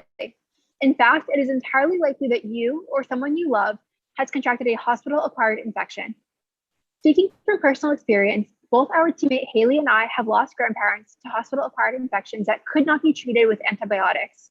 However, it does not take old age or a pre-existing condition to die from antibiotic-resistant infections. To refresh your memory, here you can visualize the insertion of an IV catheter through the tissue and into the vein. Hospitals grapple with the problem of catheter-borne infection every day. They employ infection prevention experts, closely track their patients, and do their best to maintain a sterile environment. However, they're simply not equipped with the proper tools to manage this growing problem.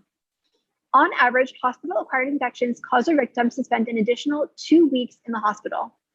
Beyond the 30,000 lives lost annually in the United States to catheter-borne infection, they cost hospitals $45 billion. Moreover, hospitals are graded based on their infection rates and receive insurance penalties if they are among the worst 25% in terms of spreading infections. As opposed to the catheters on the market today, the Microblaster catheter actively prevents infection at the insertion site with a technology that prevents bacteria from making and maintaining contact on the catheter surface. This additionally halts the cycle of antibiotic resistance, effectively tackling 2 major problems. Our primary competitors are antibiotic-releasing catheter companies, such as Teleflex Aero or Becton Dixon, as well as uncoated catheter manufacturers like B. Braun and many others. These catheters offer the patient only transient, if any, protection against infection and only perpetuate the problem of antibiotic resistance. However, our competition can become our collaborators by adopting the coating to their own catheter, sustaining their products. Every catheter would use Microblaster IP. Hospitals place approximately 200 million IVs annually in the United States. It's our vision that we can significantly reduce catheter-borne infection and save thousands of lives by using Microblaster IVs to treat the most susceptible, if not all, patients.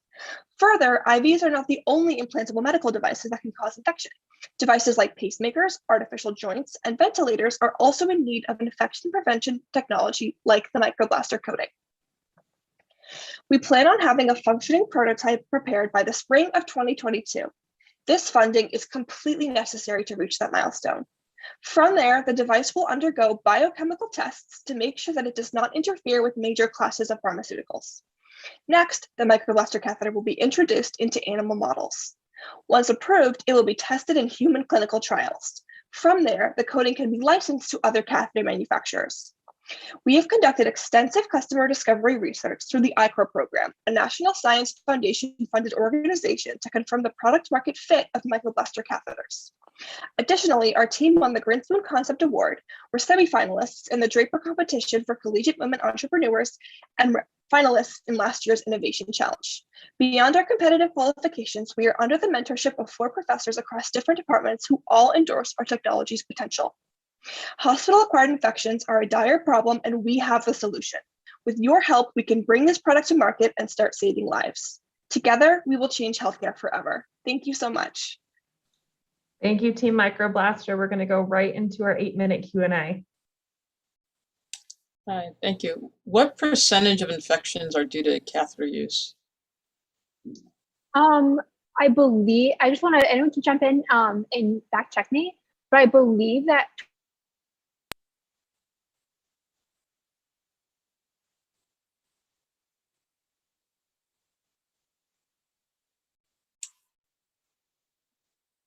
Did we lose her? She'll probably come back. All, You might be Sarah. sorry?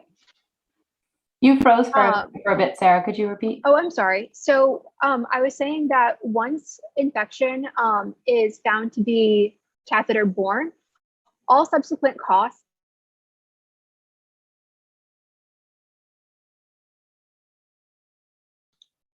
Sarah, I think we lost you again. Yeah. You could probably circle back if there's another question. Yeah, can I take one? In this world, reimbursement matters so much. Can you speak to the reimbursement situation, how catheters are reimbursed today? You know, and if, you know, not great, what the plan is? Absolutely. So it's one of our top priorities to determine the exact codings that this catheter will be reimbursable for, beyond its potential to limit, you know, deadly infection. The materials are also environmentally friendly, unlike some other stuff on the market. Other antimicrobial catheters use a material called silver sulfate, which is really, it's basically toxic. All the byproducts are really dangerous to the environment, whereas this is, you know, organic products. So we would also be able to code it as environmentally friendly green chemistry for reimbursement. Okay. I'll shut up for a second. Thank you for your question. How about total market size? Oh, sorry. So sorry, I was just going to answer the original question asked, just because of the timing. So 40% of bloodstream infections are IV catheter borne, and those infections are responsible for a 25% mortality rate. All right, thank you. So what is next for you all? It seems like you've had some early success. Can you talk a little bit about what comes next? Yeah, so I can take this one. So currently we are working in lab bench testing the product. And like we mentioned in the pitch, we are hoping to have a working prototype of our device by spring of 2022.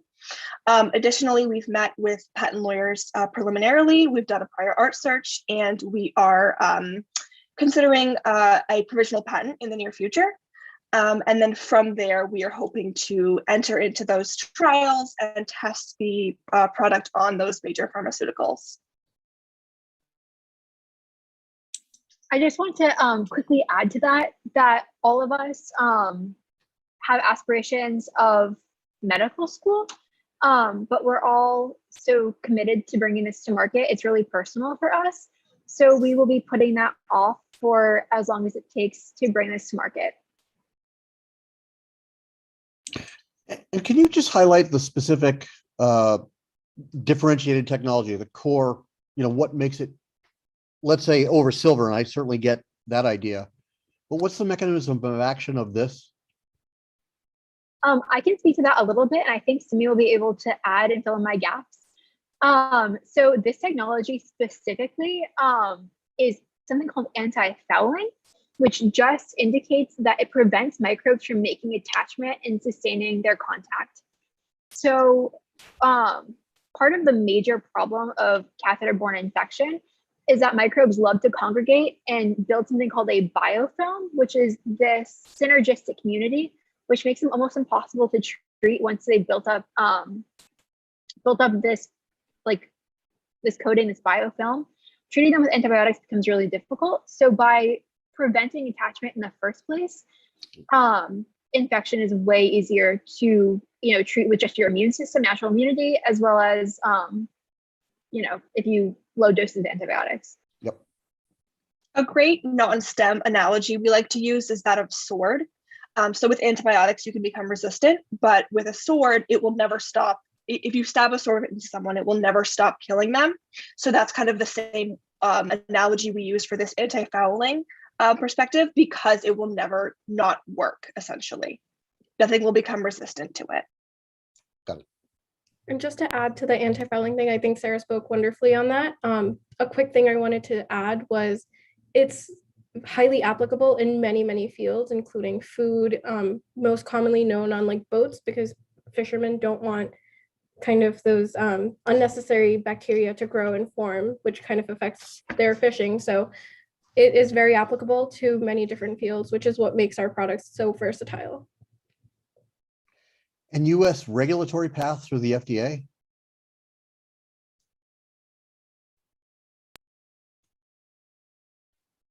I'm sorry, would you mind rephrasing that? Do you think it'd be, for example, a 510K product or a drug combo device? I had a good conversation with my neighbor who works for Medtronic, and she was discussing the actual FDA regulatory pathway this would take, and she said 510K. Cool. Just because what we're really producing is the coating. We're interested in just its properties. We're starting with catheters because it's what we thought of first. It's so prevalent. But really, we're not making a new medical device. It's just a variation on a theme of what already exists and has been approved. So it's a little bit easier in that respect to bring to market, and also requires fewer human trials, which is great for us. But yeah, 510K is what we were considering. Perfect. So you mentioned the catheter as, it sounds like that's your initial application. We've touched upon a couple of others. What do you see as some other big opportunities for this technology? It's so great that you asked this question, because just in our discussions in like the last 3 weeks, so many things have come up. Phoebe, do you want to take over just from what you found the other week? Yeah, absolutely. So we were testing a polymer in lab, and we found that this polymer actually really encourages cell growth, which is something that is extremely beneficial to tissue culture treated flasks, it's called in microbiology. Those flasks help cells that are really finicky grow. So that even in itself, which was just the beginning of our experimentation, has yielded something that could potentially be really, really beneficial to these like major scientific device companies like the Fisher Scientific brand, something like that. But in terms of other things, we've thought of, pacemakers, artificial joints, ventilators. There's different surgical site wounds that, we could use bandages for, backings of earrings to prevent infection. On earrings, it could be used in the food industry. So there's lots of different applications there. All right, thank you. Fantastic. Thank you, Team Microblaster, for being here today. We appreciate you, and best of luck. Thank you so much. Thank you. Yeah. Judges, we're going to give you a few minutes to fill in your scorecards, and we'll pull up our next team shortly.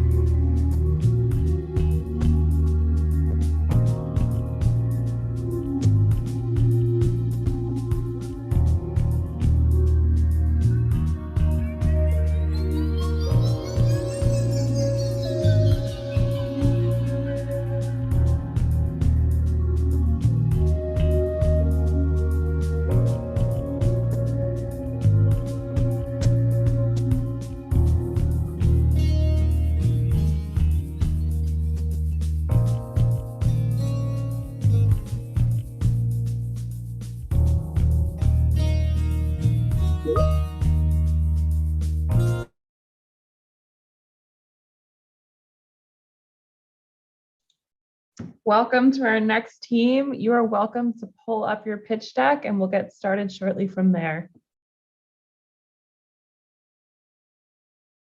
Once you have your deck open, we'll let you know when you're good to go.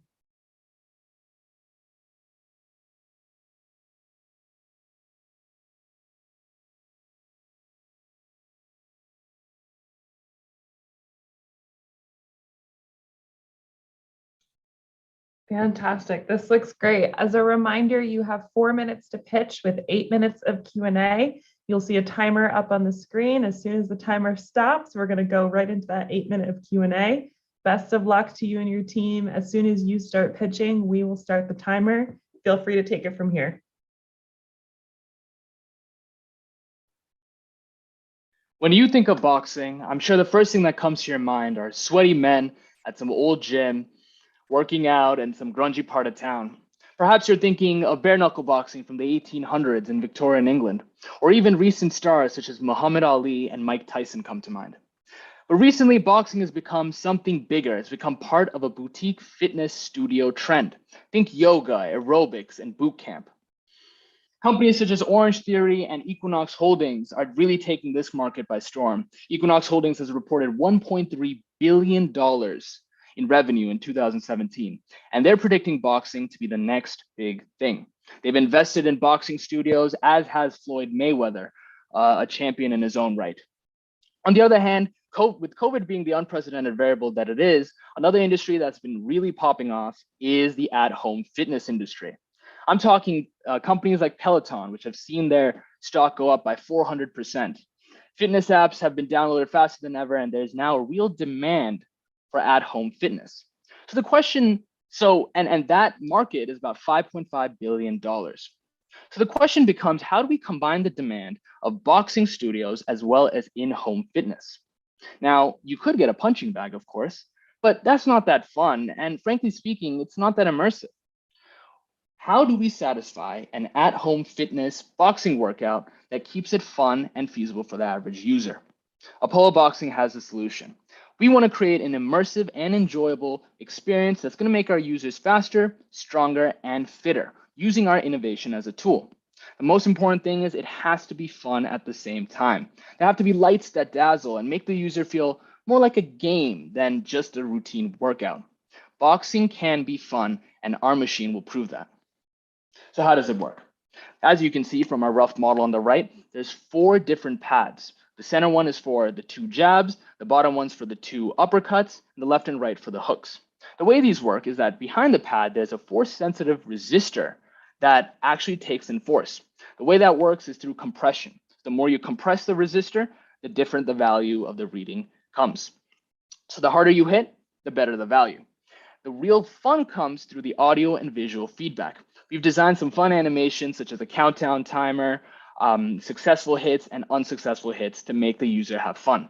And while the user is going through this, data such as how hard you hit, how much you miss, how quickly you go, is all taken and sent through a Bluetooth to a companion app we're developing on our smartphone. So where are we right now?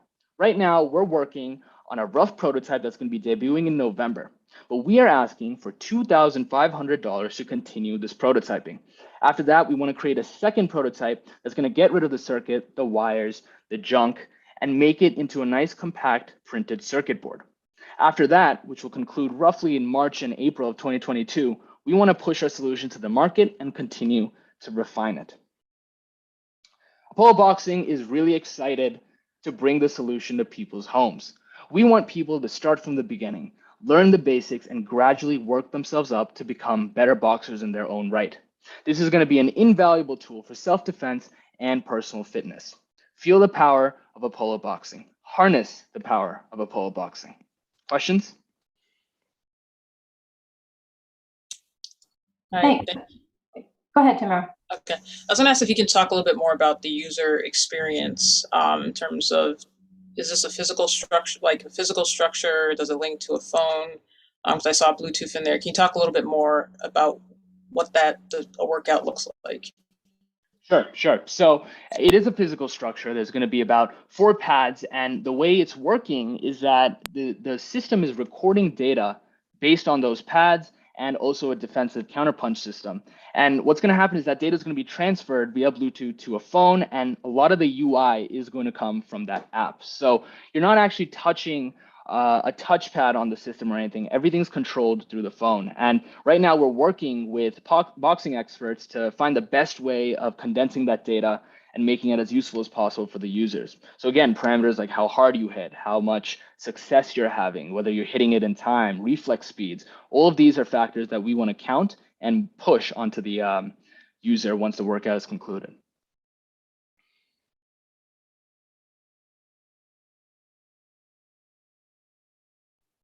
Can you talk a little bit about what is the cost of this?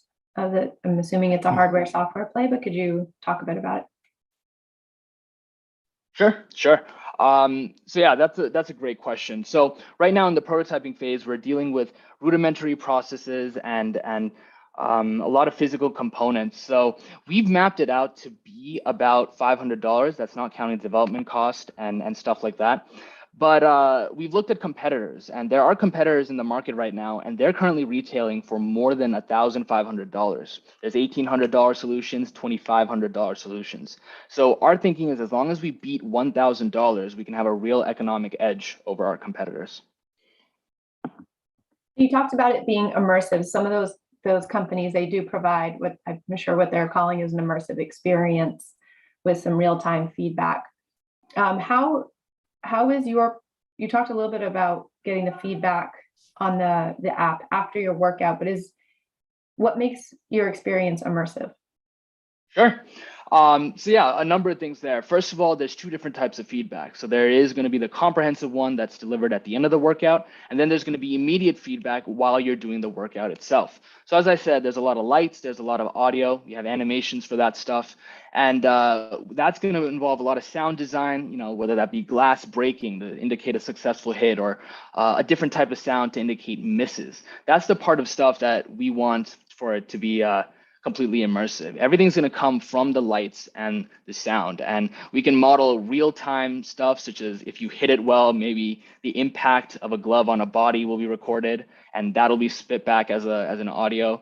There's a lot of different options to go about this. We can make it more gamification, or we can make it more real. That's a parameter that we hope to have the user be able to choose before they choose the workout.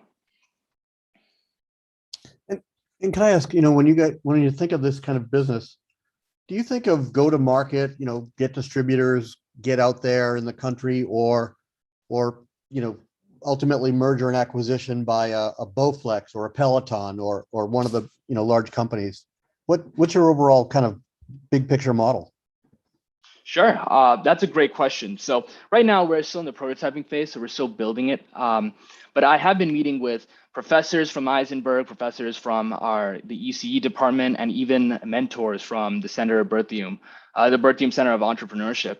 Right now, I'm guessing that it's going to remain as a small startup.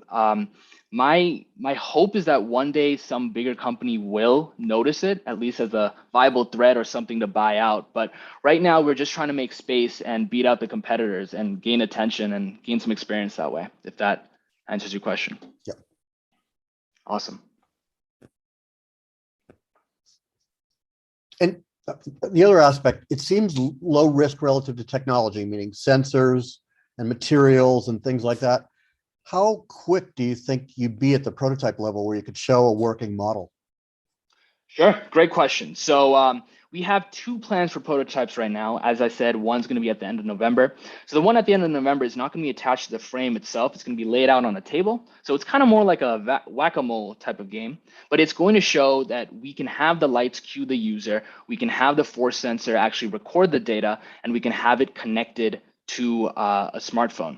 In fact, we have videos that demonstrate this, whether it be Bluetooth or lights and force sensor. So Arthur, could you show them the one of Jason punching the thing or hitting it? Yeah.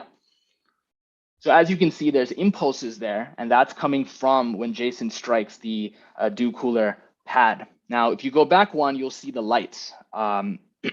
So these are connected to a breadboard. You can see the blue lights, and then there's a countdown. It starts green and then it starts going red. And as soon as you touch it, you see those pads, very low powered, they're just binary.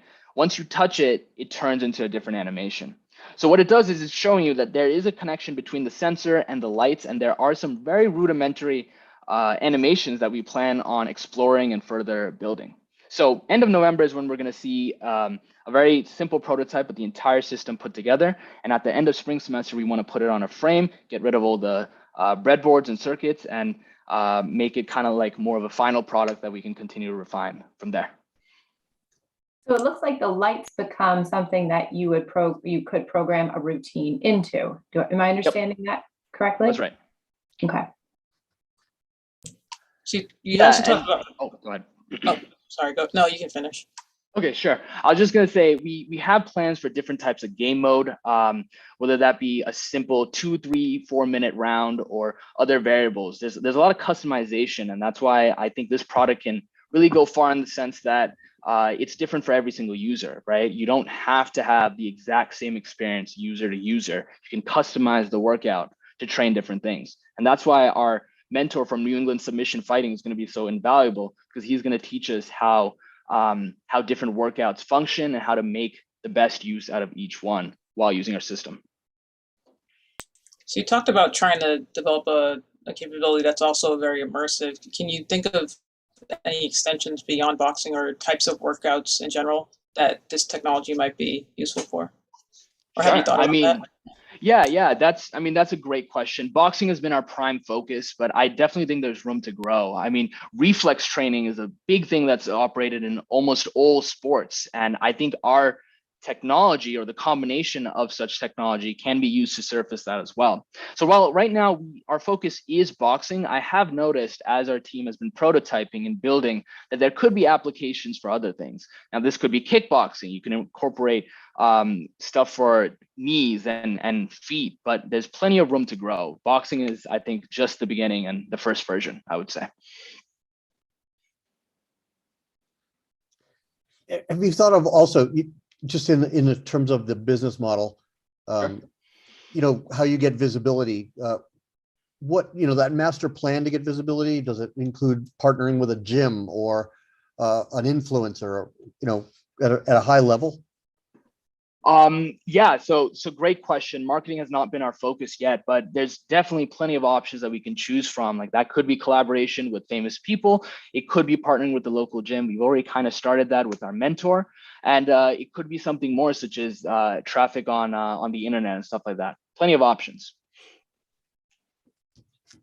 Thank you all for listening to our presentation. I appreciate it. Some great questions. All right, thank you. Appreciate it.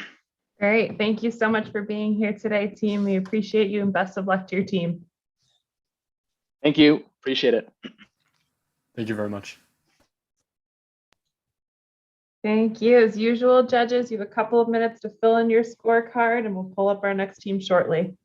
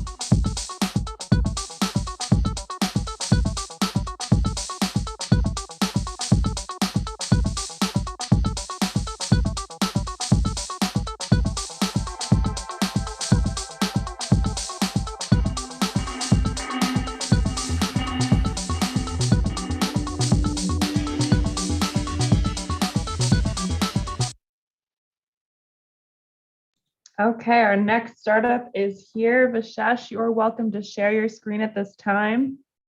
We have all of Hi. our scorecards. I'll let you know when you're ready to go.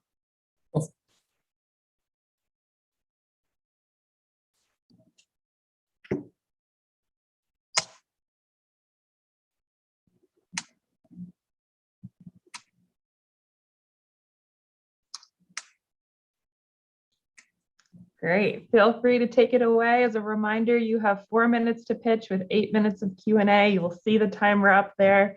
As soon as you start pitching, we'll start timing. Feel free to take it from here, Vishesh. Perfect. So ours is a social learning platform and learning.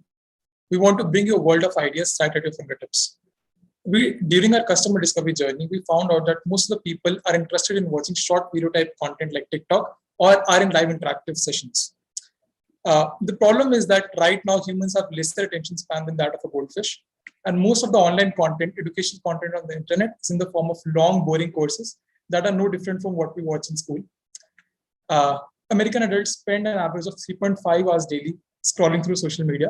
And Generation Z like us, they spend about 5.5 hours daily scrolling through social media.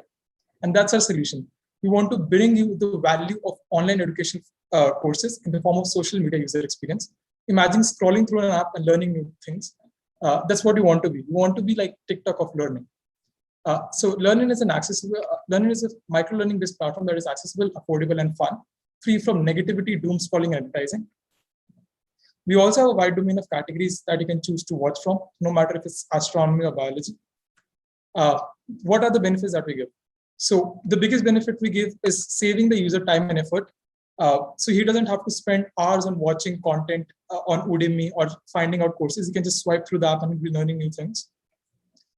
Imagine spending just a few minutes on the app, 10 minutes on the app, and having outcomes worth watching multiple online courses. That's where we want Learn-In to be. Also, for the creator itself, he can have an extra source of income and build a loyal audience and develop lead generation for his content. He'll also have advantages such as live streaming and paid one-to-one video calls that can help him monetize his content better. Let's talk about technology for a minute. We're using Kotlin for Android and Swift for iOS. At the same time, we're using MongoDB for database and Node.js for our backend. We're using WebRTC and RTMP for enabling chat and video calling functionality in the app. This is by far the best tech stack in industry right now. Let's talk about something on the internet that you might have heard about is filter bubble. What is filter bubble? When the internet is showing us what we want to, but not necessarily what we need to. You might have felt just scrolling through Instagram that you see same type of content or Facebook. This is a big problem that Google, Facebook, and big companies are facing is that they're not able to push out fresh content and the user keeps on seeing the same old content that he has been seeing for a lot of time. We want to break this by using a hybrid recommendation system where we don't only use content-based, but also collaborative and demographic filtering based on recommending user what to watch. And you won't be restricted just to the categories and topics that he has chosen. At the same time, we're also building our own crypto-based mechanism for the app, where user can, though Learn-In is ad-free, but if you enable watching ads, you can earn crypto, which will be created by ourselves, which will also give a lot of better return of investment to the advertiser to do ads on the platform. These ads can be used for NFTs in future on, and also for giving out to your creator for getting one-to-one interaction with him. This is the team. I'm a sophomore at computer engineering, and Amy is heading the content team for Learn-In. We also have a senior guy from Samsung helping us throughout the process. We started mainly from 15 to 20 users, and now we have crossed 2,000 users without spending a single dollar on marketing. We have been getting these users mainly by organizing different contests on the app. This is where we project Learn-In to be, using short videos as a tool of information and catching that attention span. These are the competitive advantages that we have over other platforms. Let's talk about the business model. We'll be making most of the money through subscription model and also one-to-one interaction that we have. We can also make money later on if we go for an initial coin offering after our crypto is legalized. Learn-In is entirely free if you want to watch short videos of your interest. But for premium content like exclusive documentaries, or if you can get online courses in tappable form, you have to pay $5 or less a month. Our ask is $20,000 so that we can accelerate our iOS development and also obtain fresh content for getting ready for Series A. We were semi-finalist in Innovation Challenge and also participant in CSVP. Perfect. You can check out the app by just scanning your phone and trying it out. Great, thank you, Vishesh. We're going to go right into our 8-minute Q&A. I have one question. It's impressive you have 2,000 users, no marketing. How did you do that? So basically, word of mouth actually did work for me. So it was me posting a story about my startup and then about a challenge that we had on our platform. It was teach in a minute, that you have to teach something in a minute. And then my friends reposted stories about it. And then their friends reposted stories about it. And we had some small awards, like for example, you can win JBL headphones and stuff like that. So that is how we got initially a lot of word of mouth and people shared it. And also this one powerful thing about short video platforms is that they get shared and very easily. So for example, if you like a video, you share it with your friends, then they share with more friends. So that's what worked for me. But in the long run, we'll have to have a better model to acquire new users.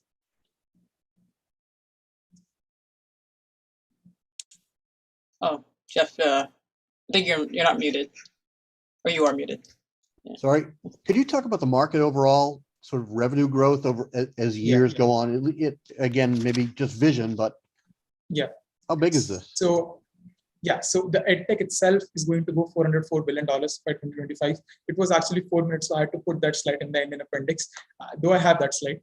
So EdTech is expected to reach $404 billion, and there is a lot of growth that is happening in this micro-learning space because Udemy courses right now are seeing less than 3% retention rate. So people buy them but don't actually watch them. So this space of micro-learning where people can actually scroll and learn is growing at an expansive rate, and the market is very big for it. Yeah, because this is the same space in which social media lies, and there are some big players like TikTok and Instagram that are capitalizing the market. The difference being that they're focusing on entertainment-based content, whereas we want to focus on education and learning-based content. In no way we are competing with them. We have a different genre. And in terms of the user experience, is it mainly watching? Is it interactive? Do they get quizzed to actually demonstrate, that they're learning? Exactly. So one big thing is that Udemy actually certifies you with a course or a certificate that you get after you complete. So in our app, we have thought of a special thing known as Karma Points, where you can invite your friends and you can see what all they are learning and what you are learning. At the same time, there will be a lot of quizzes and live interactions on the app. So for example, if you're following a creator of your interest, you can have a live one-to-one video call with him and learn more about, it would be a paid video call, but you can learn a lot closely by interacting with him one-on-one. And then you can have quizzes where you can invite your friends and do it together. The more you spend time on the platform, the more you learn Karma Points, and you can see how you're progressing throughout and what all you're learning in the week. And you can also track on what all your friends are doing. And it would be privacy enabled. So if you don't want people to know what you're learning, you can definitely turn off the feature and stay secure. Yeah. And you also had a DeFi on one of the slides related to crypto. I wasn't familiar with that. What's that? Yeah, so basically what we are thinking of doing is actually paying people for their attention. So for example, if you're watching ads on Learnin, you'll be paid in the form of Learnin crypto itself. And this crypto you'll be able to use once we actually go for an initial coin offering. Till then, you can use this crypto to actually have a one-to-one video interaction with the creators or people that you like on the platform.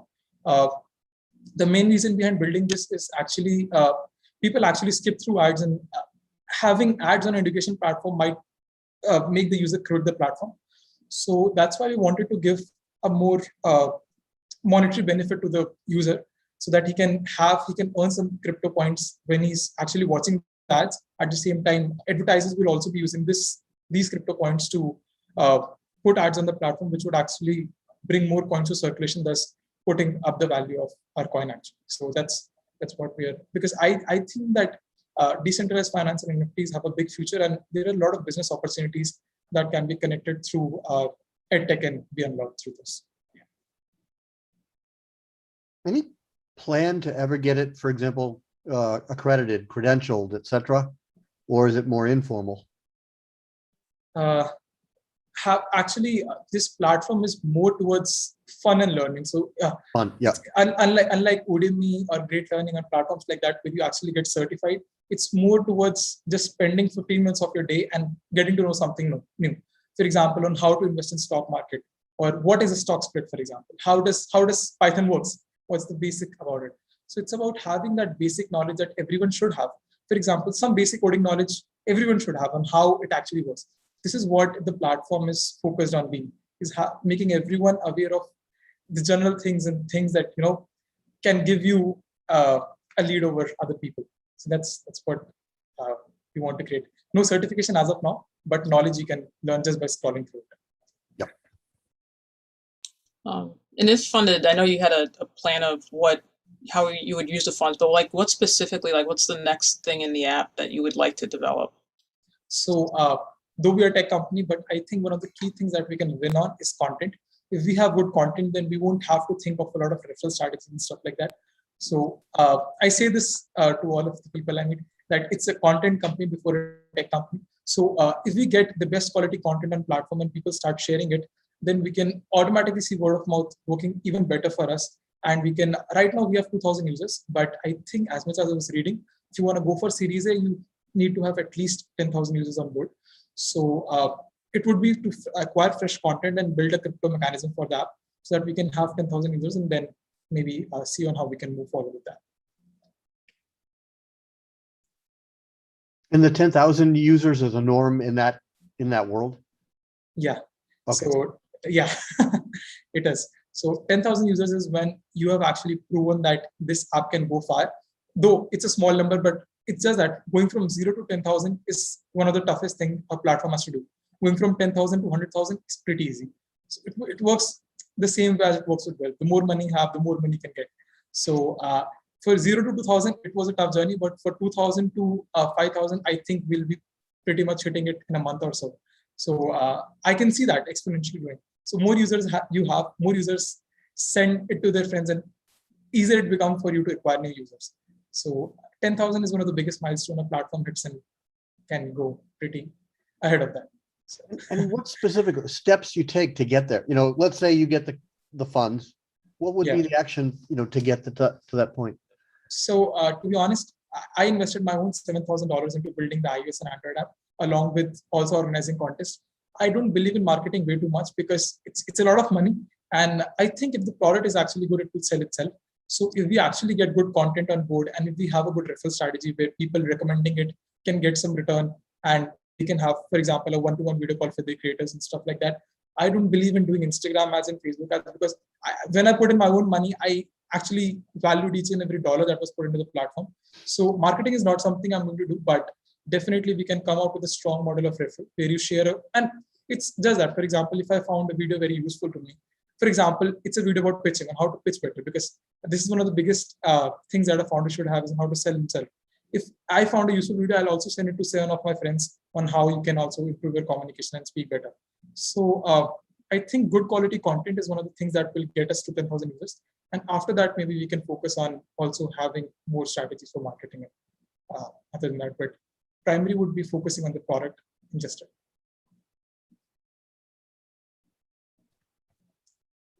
All right, thank you. Fantastic. Vishash, thank you so much for being here today. Best of luck to your team. Thank you, Carly. Thank you, guys. Judges, you know the drill by now. After we're almost 14 startups in, you have a couple minutes to fill in your scorecard, then we'll pull up the next team once they're here.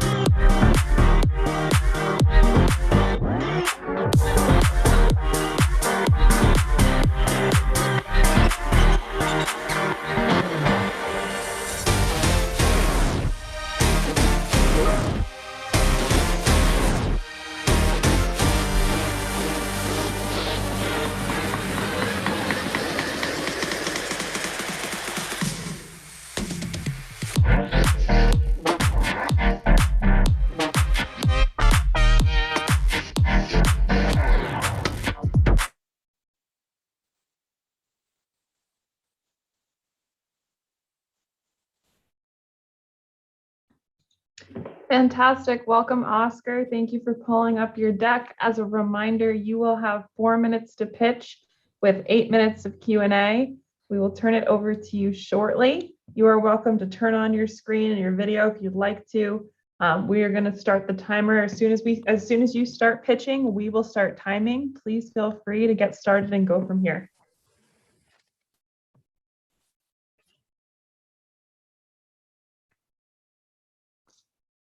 All right, I'll start right at 4:20. Great.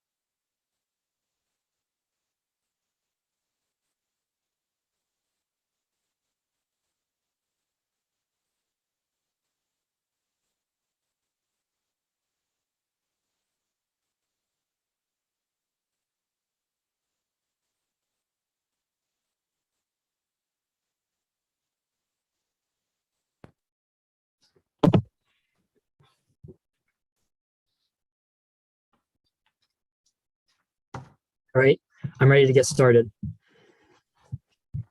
So hello, my name is Oscar. I'm a mechanical engineering student at UMass. I'm here to present the Mainco Shop Auto Sander. So here's the origin story of how I came up with this device. This picture is of me at 10 years old, sanding wooden timber frames for my father's timber framing business. And what he has had us use were these, as you can see in the picture, the red thing is a 5-inch orbital palm sander, which it leaves a very nice finish, so it's well suited to the job. However, when sanding 24-foot long beams that are 12 inches wide, it can be a bit like using a toothbrush to scrub the floor. So my basic idea that I came up with was that I would take a random orbital palm sander, as you can see on the left, and build a carriage that can hold the sander and move it along the beam automatically to give it a smooth finish. Right here, I have a demo video, which I will show you. This takes place in May of 2020. I started building the machine out of wood and other parts I had lying around, a few things I bought from the hardware store like casters and bearings. But mainly I wanted to have a low budget on this to see what could be done with as few resources as possible. And that is why I also didn't film much of the process. These few seconds of clips are all I have for film because I focused exclusively on being as thrifty and as crafty as possible in building this device. Here it is after 5 weeks of work. I am using an app on my phone in this video to control the device and move it linearly along the beam. And as you can see, the sander, it also has the ability to move laterally via another motor attached to a vise that can screw and unscrew to move the sander back and forth when the beam needs to be covered in a wider fashion. So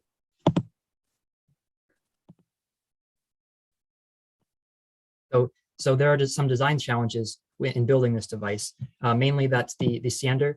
The sander has a cart behind it, meaning that it cannot reach the very end of the beam. So as you can see in the bottom left here, the coverage looks something like this, which is why I would need to develop a new prototype to solve this problem and make the device more efficient and marketable for the end user. So why should we develop this device? Well, I have a graph here presenting the estimated square feet per minute, which can be achieved using the sander handheld versus in my first prototype in the red here. As you can see, it's about twice as fast. There is 0.8 square feet per minute versus 1.6 square feet per minute. And I estimate that with a second prototype that moves faster and with all the kinks worked out, I could sand more than 2 square feet per minute of surface area, which is almost over three times as efficient as holding the sander by hand and leaving a premium quality finish. So I'm sure you're wondering, what is the competition to this device? Like, does something like this already exist? Well, it's kind of unique in that on the low end, we have the power planer, which it's inexpensive, but it's flexible, but it's hard to use. You know, you have to really know the device on how to use it. And on the right, on the high-tech end of the spectrum, we have the Woodmizer from Forest to Finish, which is a little bit of a competition to our device, which it reduces the labor, but it's also very difficult to use and it's expensive, and you have to maneuver the wood into the device. But with my device, it's a happy medium between these two, where you can maneuver the device to the large timbers, and it's also very easy to use because it only moves in one dimension. So the impact of this device is that there are two systems at play here. The system that's in play right now is that you get the lumber supply chain is that the trees come from far away, and then they're shipped to a factory which has doesn't care that much about the environment, or at least a lot of toxic pollutants. And then from there, they are moved to the retail stores, which can charge whatever they want for lumber and expensive materials. Now, the Main Co Shop Auto Sander, it allows the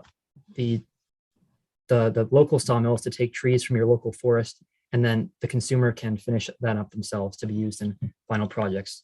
With that, I would like to conclude this presentation and move on to the Q&A section. Fantastic. Thank you. We'll jump right into Q&A with our judges. So you had in that last slide, you had that top model was getting something from a major supply store, or in the other one from a local forest. But can you talk who the end customer is? Is it? Yes. Yeah, just talk more about that. So I have some pictures here. These are local timber framers in the area of which I'm from, which is Maine.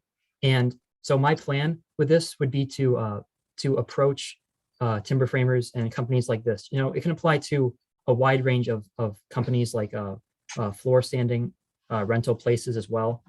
But they would love to have this technology because it would save them a lot of time and labor, and it doesn't cost that much. So they would ultimately be the end user of this device.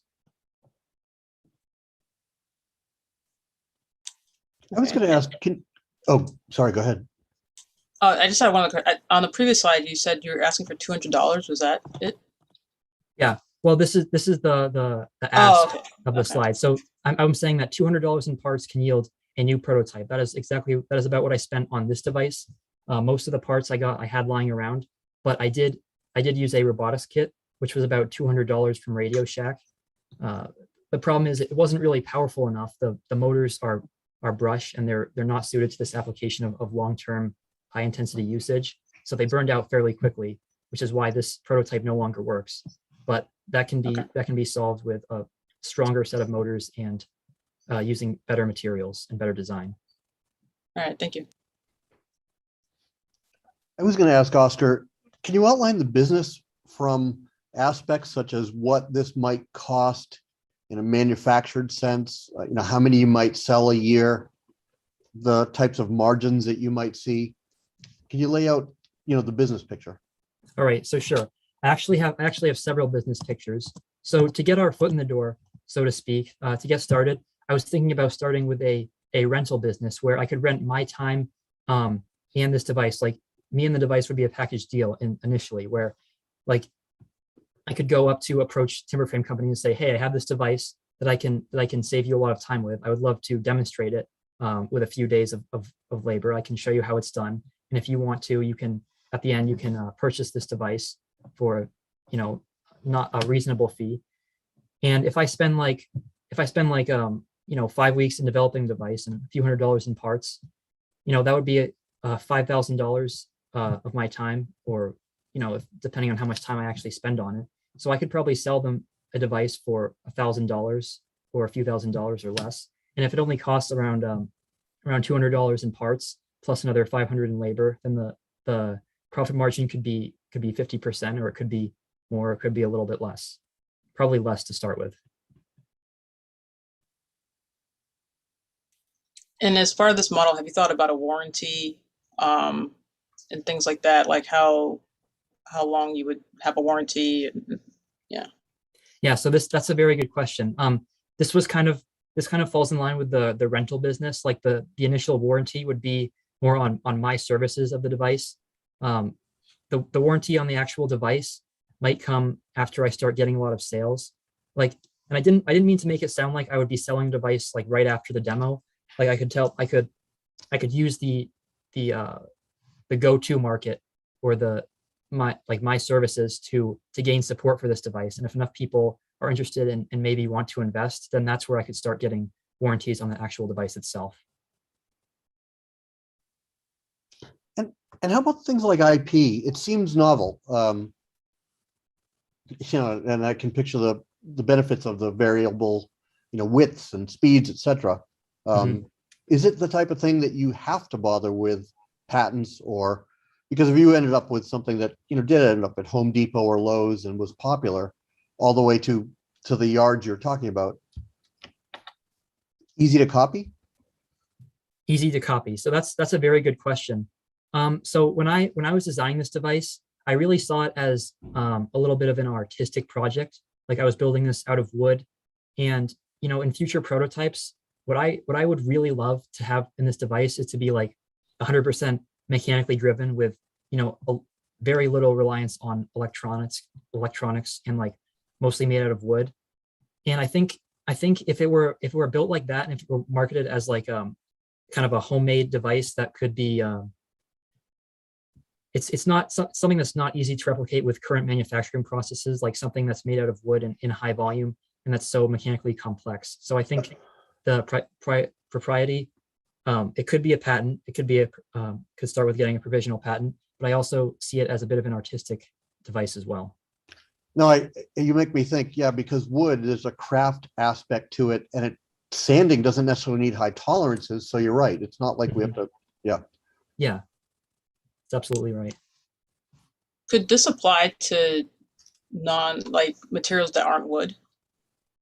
Yeah, I think it definitely similar could. applications? Yeah. I haven't really delved too much into this yet, but I guess I'll show you this diagram I made. So I mentioned earlier there's a problem with the design of the device, which it cannot reach all four corners of the beam.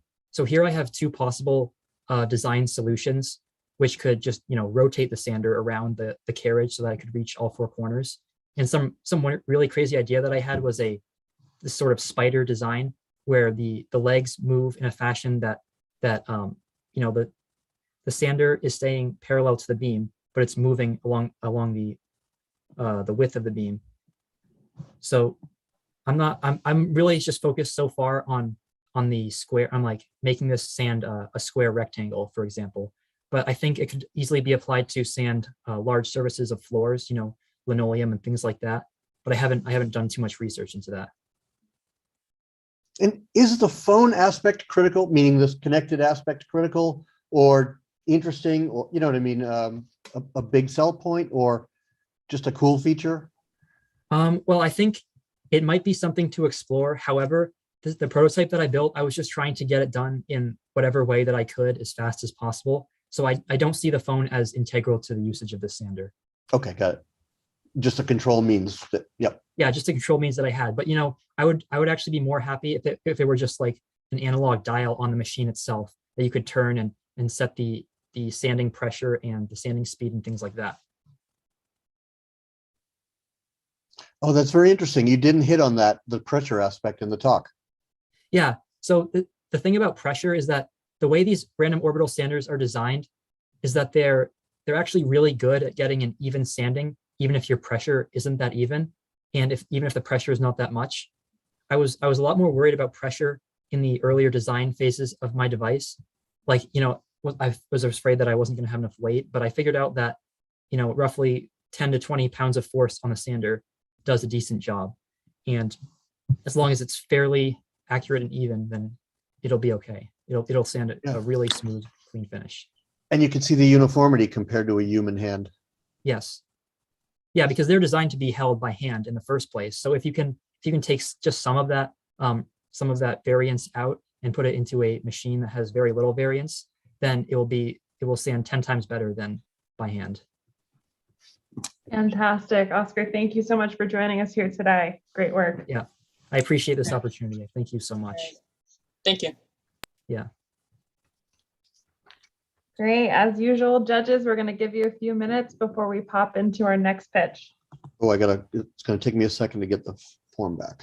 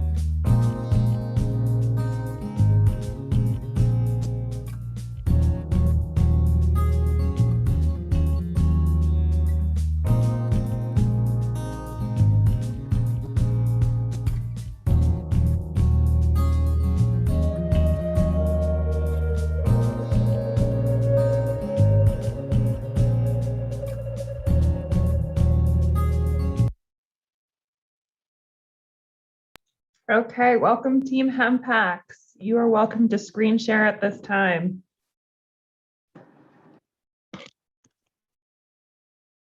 Hello.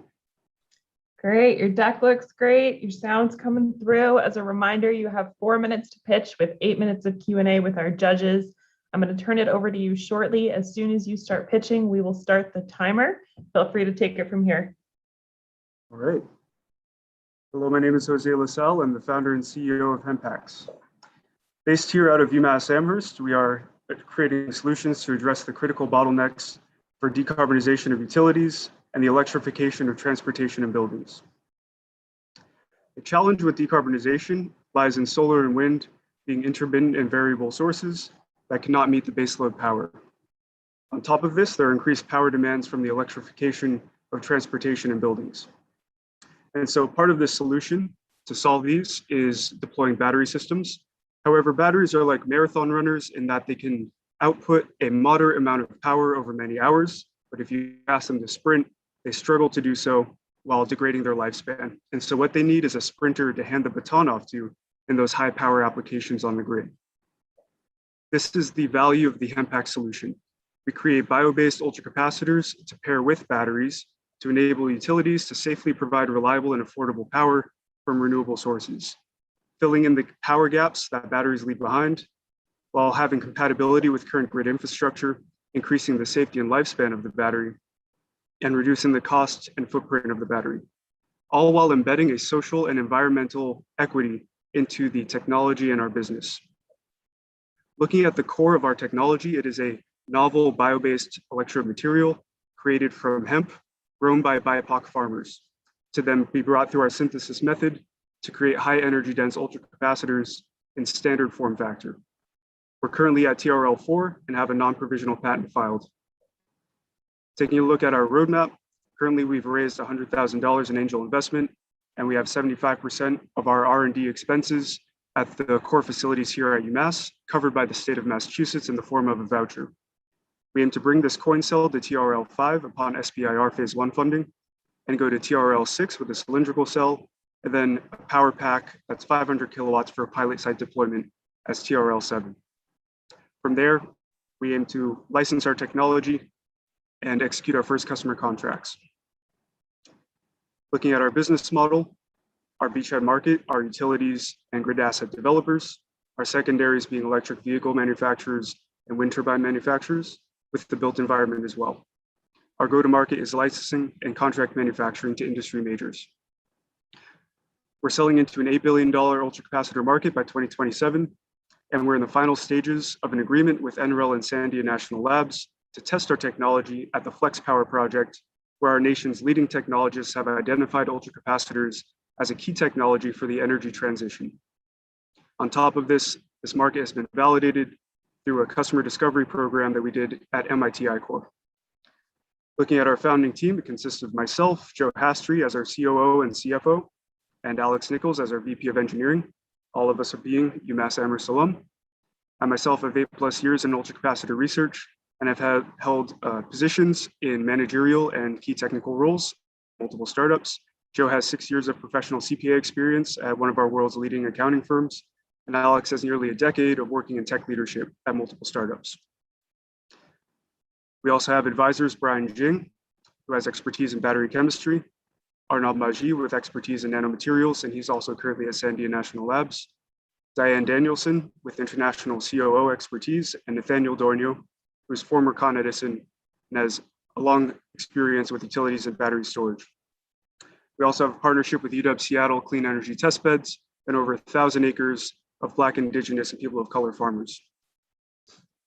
Looking at our economics, we aim to maintain a 52% profit margin while hitting 15% savings per kilowatt compared to our competitors, while sequestering 9 metric tons of CO2 per megawatt sold. We're looking for pilot partners, advisors, and catalytic capital from organizations that want to invest in minority founders to build our team and de-risk our technology. Thank you for your time, and I look forward to answering any questions that you have. Thank you. We're going to go right into our 8-minute Q&A with our judges. Yeah. Hi, Jose. Can you talk a little bit more about your competitors and how your product is different from theirs? Yeah, so our key benefits are performance and cost. So our competitors are the company UCAP, which I mentioned here before. I'll just bring it up.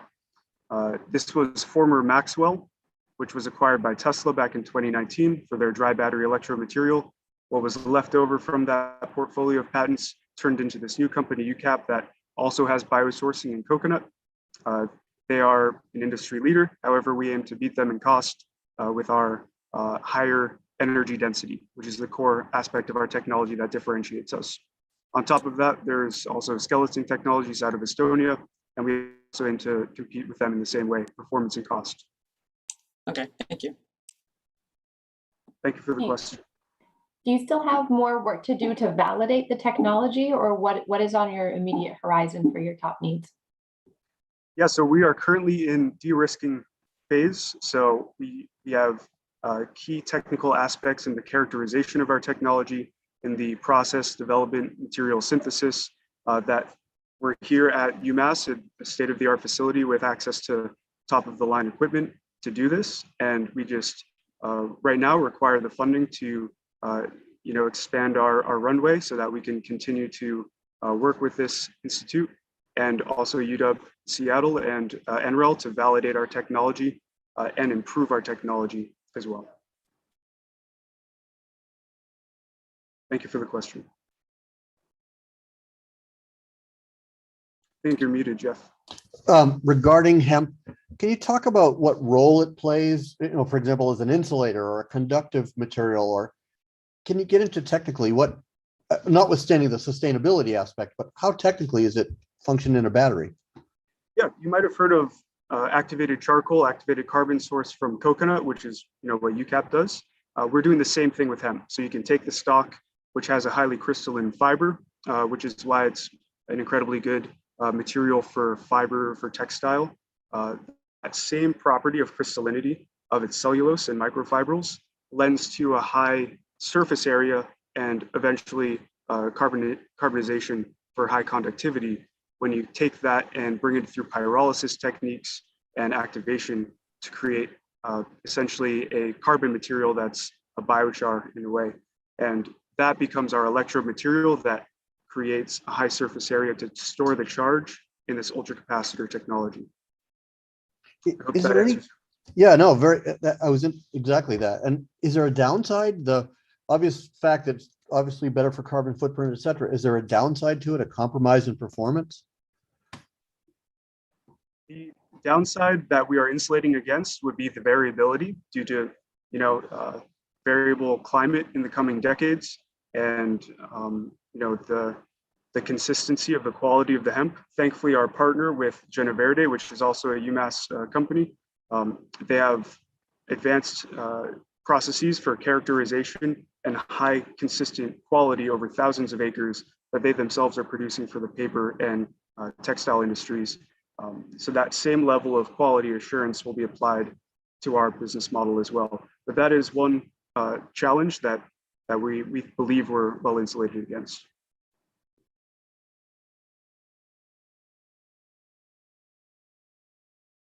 Just while we're waiting, is a state-of-the-art synthetic materials, polymeric materials?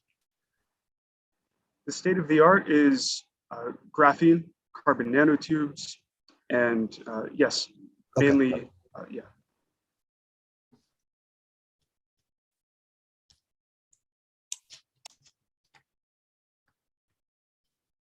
No, and I don't mind. I'll just keep big picture funding. What would it take in the big picture to get, again, sort of nationally exposed? Have you thought about, that far out? Yes, so we're currently in due diligence with a number of venture capitalists, and I think we fit the portfolio well for ESG and climate tech investments. And our goal is to raise $3 million for our seed, which we believe can bring us through till the middle of 2023. And from there, we certainly intend to raise a fairly sizable Series A to increase the economies of scale of our business and secure industry majors as contract manufacturers and for folks who want to license our technology to really meet scale to match the problem that's in front of us, which is this energy transition for decarbonization and electrification. So to answer your question, yes, we intend to build up to be able to provide utility scale deployments soon. Of course, I also want to reiterate, we are early stage R&D, but that is our eventual goal. Where do you see the biggest opportunity? Is it licensing the technology, or is it forming strategic partners to go at scale and have this be the technology that's used? You mentioned your beachhead market and then also some additional markets. Can you talk a little bit about where you see the biggest opportunities? Yeah, right now, I think we're so far from that conversation that it's not entirely clear yet, but from our early anticipation, licensing and/or contract manufacturing with these industry majors and these other players in the field who have decades of experience of bringing a technology out of the lab into a product to commercialize, that we think is our best approach for getting to the market. And so you're starting with hemp, but just looking at the slide with coconut and hemp from the other company, are you? And I know you're early in the R&D stage. Are you planning to focus on hemp, but do you see yourself looking at other biomaterials long term? Absolutely, we intend to explore other biomaterials. The goal, of course, along our entire supply chain is to sequester as much carbon as possible in the production of our sourcing, as opposed to mining and other extractive practices. So sequestering carbon along the way, while also building local economic development in these communities. So for whatever biomass materials that could be, we're certainly interested in exploring those. Coconut does not grow that well in North America. That's one of the main reasons why we're looking at hemp, because many farmers are turning to this as a higher economic value for their land production. Interesting. Thank you for these questions. Last question is energy to produce it. The total net output, it's not difficult to convert hemp to the form you need. Yeah, actually with biochar reactors, you can generate electricity in that process. Cool. So we aim to be, like I mentioned, for net zero ESG investors, and to have ourselves be a net zero company where the energy that we use for manufacturing to get as close as possible to recapturing that in the process.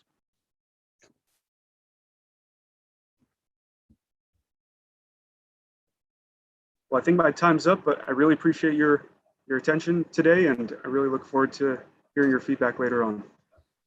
Thank you. Thank you. Thank you. Thank you for being here. Best of luck to your team.